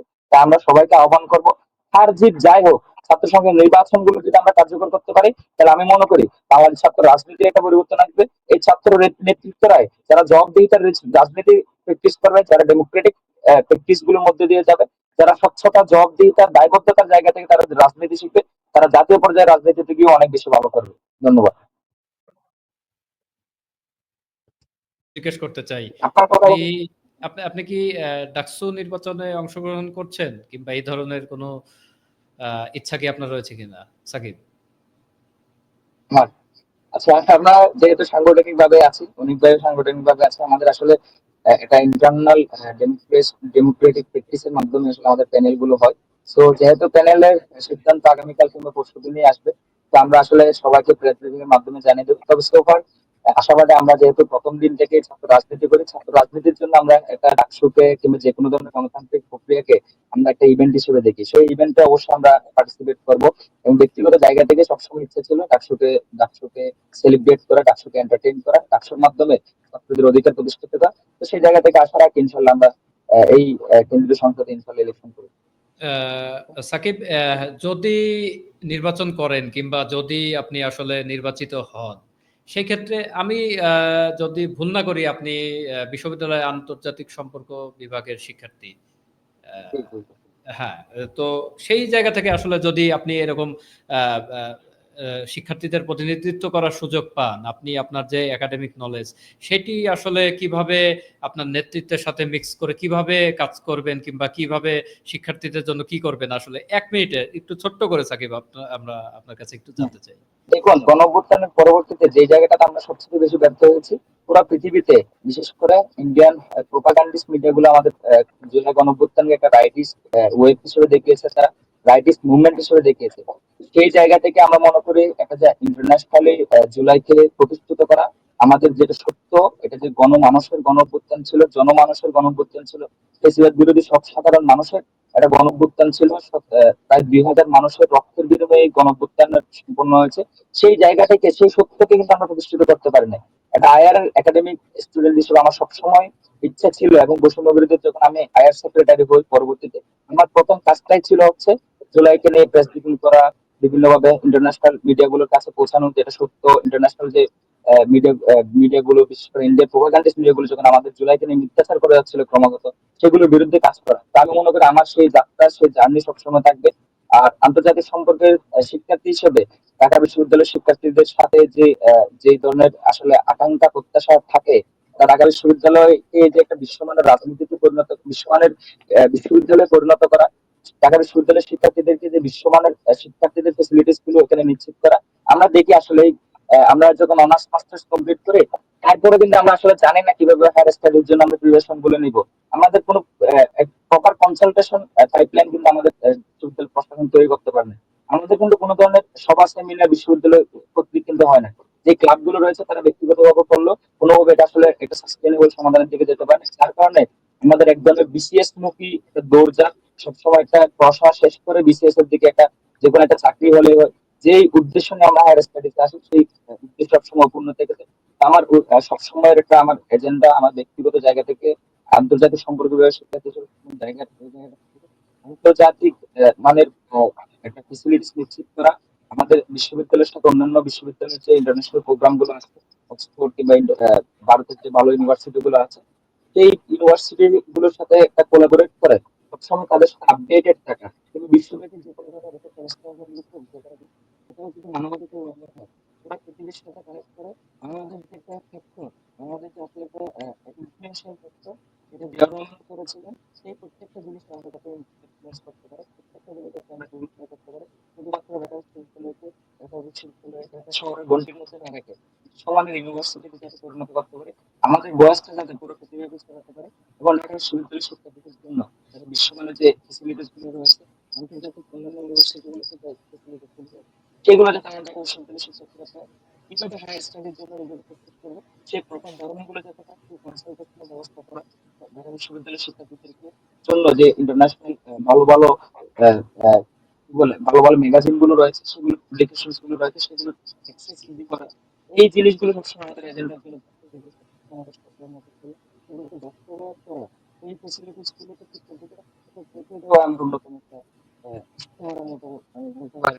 এই ইশতেহারগুলো আমরা পূরণ করার চেষ্টা করতে ধন্যবাদ সাকিব, আমরা পরিষ্কার আপনার ব্যাপারে। আমরা একদম অনুষ্ঠানের সর্বশেষ প্রশ্ন সৈয়দ ইমাম হাসান অনিক আপনাকে করতে চাই।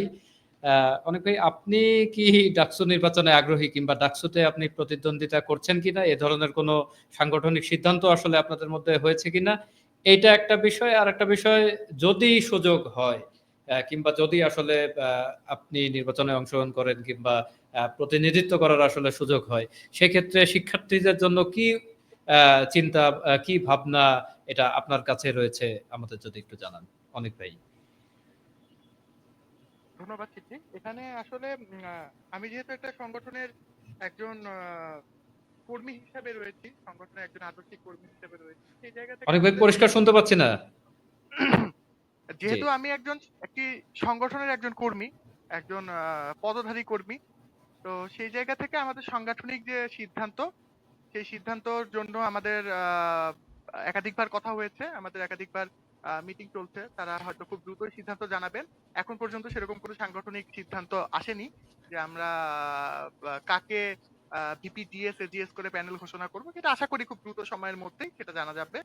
এবং যদি আমার দল আমাকে যোগ্য মনে করে, তাহলে হয়তো আমি নির্বাচন করব। যদি মনে করে যে আমার থেকে, যেহেতু আমাদের একটি বড় সংগঠন, আমাদের এখানে অনেক যোগ্য লোক আছে। তো তাদের আসলে যদি মনে করে যে না, আমার থেকে তারা আরেকটু ভালো কাজ করতে পারবে, শিক্ষার্থীদের ভালো প্রতিনিধিত্ব করতে পারবে, সেক্ষেত্রে হয়তো তাদেরকে দিয়ে নির্বাচন করাবে। এটা এখনো সিদ্ধান্ত হয়নি সাংগঠনিকভাবে। আর দ্বিতীয়ত আমি সবসময়ই বলি যে আমি কখনো ডাকসুকে কেন্দ্র করে কোনো স্পেসিফিক কাজ করতে চাই না। আমার যে রেগুলার রুটিন সেটাই যেন ডাকসুতে স্টুডেন্টরা কি চায় তার মন মতো হয়। মানে ব্যাপারটা আসলে সেরকম যে আমার রেগুলার রুটিন একরকম, কিন্তু না কালকে ডাকসু সেজন্য আমি আজকে নতুন ভাবে কিছু করছি। সেটা আসলে আমার কাছে মনে হয় শিক্ষার্থীদের সাথে প্রতারণা ছাড়া আর কিছু না। আমার সাংগঠনিক যে কাজ, আমাদের রেগুলার যে কাজ, আমাদের সাপ্তাহিক যে কার্যক্রম হয় বা মাসিক যে কার্যক্রম চলে, যেভাবে আমরা কার্যক্রম পরিচালনা করি, সেই কার্যক্রমগুলোই যেন শিক্ষার্থী বান্ধব হয় এবং ডাকসুর চাওয়া পাওয়ার সাথে বা ডাকসুর কাছ থেকে শিক্ষার্থীরা যে ধরনের চাওয়া পাওয়া রাখে, সেই চাওয়া পাওয়ার মতো করে হয়। আমি সেটাই সবসময় এনকারেজ করি আমি, এবং সেই ধরনের কার্যক্রমই আমি সবসময় পরিচালনা করতে পছন্দ করি। সেই জায়গা থেকে আমার কাছে মনে হয় যে বাংলাদেশের মানুষের, স্পেসিফিক্যালি যদি বলতে চাই, ঢাকা বিশ্ববিদ্যালয়ের শিক্ষার্থীদের এখন একটা প্রবণতা খুব বেশি দেখা যাচ্ছে যে আমরা একটা বড় অংশ হায়ার স্টাডিজ এর জন্য দেশের বাইরে সেটেল ডাউন করতে চাই। এটা আমার কাছে মনে হয় যে আসলে বাংলাদেশের জন্য খুবই একটি ক্ষতির কারণ। কারণ বাংলাদেশের সবথেকে মেধাবী ব্রেইন গুলো যদি দেশের বাইরে চলে যায়, সব যদি দেশের বাইরে যেয়ে সেটেল ডাউন করার মতো প্ল্যান করে, তারা যদি দেশ ত্যাগের চেষ্টা করে, তাহলে আসলে আমরা যে নতুন বাংলাদেশের চিন্তা করি, আমরা যে পরিবর্তিত বাংলাদেশ, একটি স্বপ্নের বাংলাদেশের চিন্তা করি, সেই স্বপ্নের বাংলাদেশ আসলে গড়বে কারা? এটি একটি বড় প্রশ্ন। সেই জায়গা থেকে আসলে তাদের সাথে কমিউনিকেট করে তারা আসলে কি ধরনের চাওয়া পাওয়া চায়, সেই চাওয়া পাওয়াকে যদি আমরা বাংলাদেশে অ্যাকোমোডেট করতে পারি, আমাদের যেটা সবথেকে বড় সমস্যা এখন আমরা দেখছি, বাংলাদেশের মানুষের মনে হচ্ছে যে তার নিরাপত্তার অভাব বোধ করছে। এই যে নিরাপত্তার অভাব, সেটা যদি আমরা রাজনৈতিকভাবে যদি আমরা সমাধান করতে পারি, যদি গভর্নমেন্টের সাথে কথা বলে সেই ধরনের সমাধান যদি আমাদের দল করতে পারে, তাহলে আমার কাছে মনে হয় যে দেশের বাইরে চলে যাওয়ার প্রবণতাটা কমে যাবে। পাশাপাশি সাকিব যেটা বলল যে আসলে সবাই যদি বিসিএস কেন্দ্রিক বা সরকারি চাকরি কেন্দ্রিক বা প্রাইভেট চাকরি কেন্দ্রিক হয়ে যায়, তাহলে আসলে এন্টারপ্রেনিউর হবে কারা? উদ্যোক্তা হবে কারা? যদি উদ্যোক্তা না আসে, তাহলে কর্মসংস্থান সৃষ্টি হবে কিভাবে? শুধু সরকার যে কর্মসংস্থান সৃষ্টি করবে, ব্যাপারটা তো এরকম না। প্রাইভেট ভাবেও কর্মসংস্থান সৃষ্টি করতে হবে। সেই পরিবেশ আমাদের তাদেরকে দিতে হবে। এবং শুধু ইউনিভার্সিটি স্টুডেন্টরা যেন সেখানে যায়, সেইজন্য আমাদের ইউনিভার্সিটি কারিকুলামে যদি কোনো সমস্যা হয় যে প্রাইভেট ইউনিভার্সিটির স্টুডেন্টরা সেখানে বেশি প্রাধান্য পাচ্ছে ঢাকা বিশ্ববিদ্যালয় থেকে, তাহলে আমাদের কারিকুলামকে চেঞ্জ করে কিভাবে এই নতুন যুগোপযোগী কারিকুলাম করা যায়, সেটার ক্ষেত্রেও কিন্তু ডাকসু কাজ করবে, এবং শুধু ডাকসু না, ছাত্র সংগঠনগুলোও কাজ করবে। তো এই ধরনের কার্যক্রম আমাদের অব্যাহত রাখতে হবে, এবং আমাদের কার্যক্রম রাজনৈতিক দলের পাশাপাশি, রাজনৈতিক সচেতনতার পাশাপাশি যেন স্টুডেন্টদের যে আমরা প্রতিনিধি, সেটা যেন আমাদেরকে আমাদের মাথায় থাকে। আমরা যেকোনো সিদ্ধান্ত নেওয়ার আগে আমরা যাতে মনে করি যে না, আমরা আসলে কিন্তু ম্যাথ স্টুডেন্টদের প্রতিনিধি। স্টুডেন্টরা যা চায় সেটাই আসলে আমাদের চাওয়া হওয়া উচিত। স্টুডেন্টরা যে ধরনের রাজনীতি চায় সে ধরনের রাজনীতি আমাদের করা উচিত। স্টুডেন্টরা যে ধরনের ক্যাম্পাস চায় সে ধরনের ক্যাম্পাস বিনির্মাণে আমাদের ভূমিকা রাখা উচিত। স্টুডেন্টরা যে ধরনের একাডেমিক কার্যক্রম চায় সে ধরনের একাডেমিক কার্যক্রমে আমাদেরকে ভূমিকা রাখা উচিত। এবং এই যে রাজনৈতিক যে একটা, মানে গত ১৭ বছরের যে রাজনীতি, মানে রাজনীতিকরণ, এই রাজনীতিকরণ যেন খুব দ্রুত সময়ের মধ্যে পরিবর্তিত হয়। আমরা যে জুলাই স্পিরিট এর কথা বলি, আমরা যে স্পিরিট নিয়ে আমরা আসলে ফ্যাসিবাদ বা যে স্পিরিট নিয়ে আমরা হাসিনাকে বিদায় করেছি, সেই স্পিরিট নিয়ে যেন আমরা বাংলাদেশ বিনির্মাণে কাজ করি, সেই স্পিরিটের পক্ষেই আমরা কথা বলবো এবং সেই ধরনের কার্যক্রমই আমরা পরিচালনা করব। গত ১৭ বছর ধরে আমরা যে লড়াইটা করে আসছি, সেই লড়াইটা আমরা যেন আগামী ক্ষমতায় যাওয়ার পরেও করতে পারি এবং আমাদের ভুলগুলো, আমাদের সমালোচনাগুলো আমরা নিতে পারি এবং সেগুলাকে acknowledge করে যেন আমরা ভালো কিছু করতে পারি, সেটার ব্যবস্থাই যেন আমাদের সবার পক্ষ থেকে করা হয়। আমরা সেই চেষ্টাই করব ইনশাআল্লাহ। অসংখ্য ধন্যবাদ সৈয়দ ইমাম হাসান অনিক আপনাকে। আমরা আরো ধন্যবাদ জানাতে চাই এতক্ষণ আমাদের সাথে আসলে একটি সুন্দর আলোচনা উপহার দেওয়ার জন্য। বাংলাদেশ গণতান্ত্রিক ছাত্র সংসদ বাকশাস ঢাকা বিশ্ববিদ্যালয় শাখার সদস্য সচিব মোহাম্মদ সাকিব। আমরা আবারও ধন্যবাদ এবং কৃতজ্ঞতা প্রকাশ করতে চাই বাংলাদেশ জাতীয়তাবাদী ছাত্র দল ঢাকা বিশ্ববিদ্যালয় শাখার মুক্তিযুদ্ধ গবেষণা সম্পাদক জনাব সৈয়দ ইমাম হাসান অনিক। আমরা ধন্যবাদ জ্ঞাপন করতে চাই সেই সকল দর্শকদের প্রতি যারা এতক্ষণ ধৈর্য ধরে আমাদের অনুষ্ঠানটি উপভোগ করলেন। সবাইকে ধন্যবাদ। শুভরাত্রি।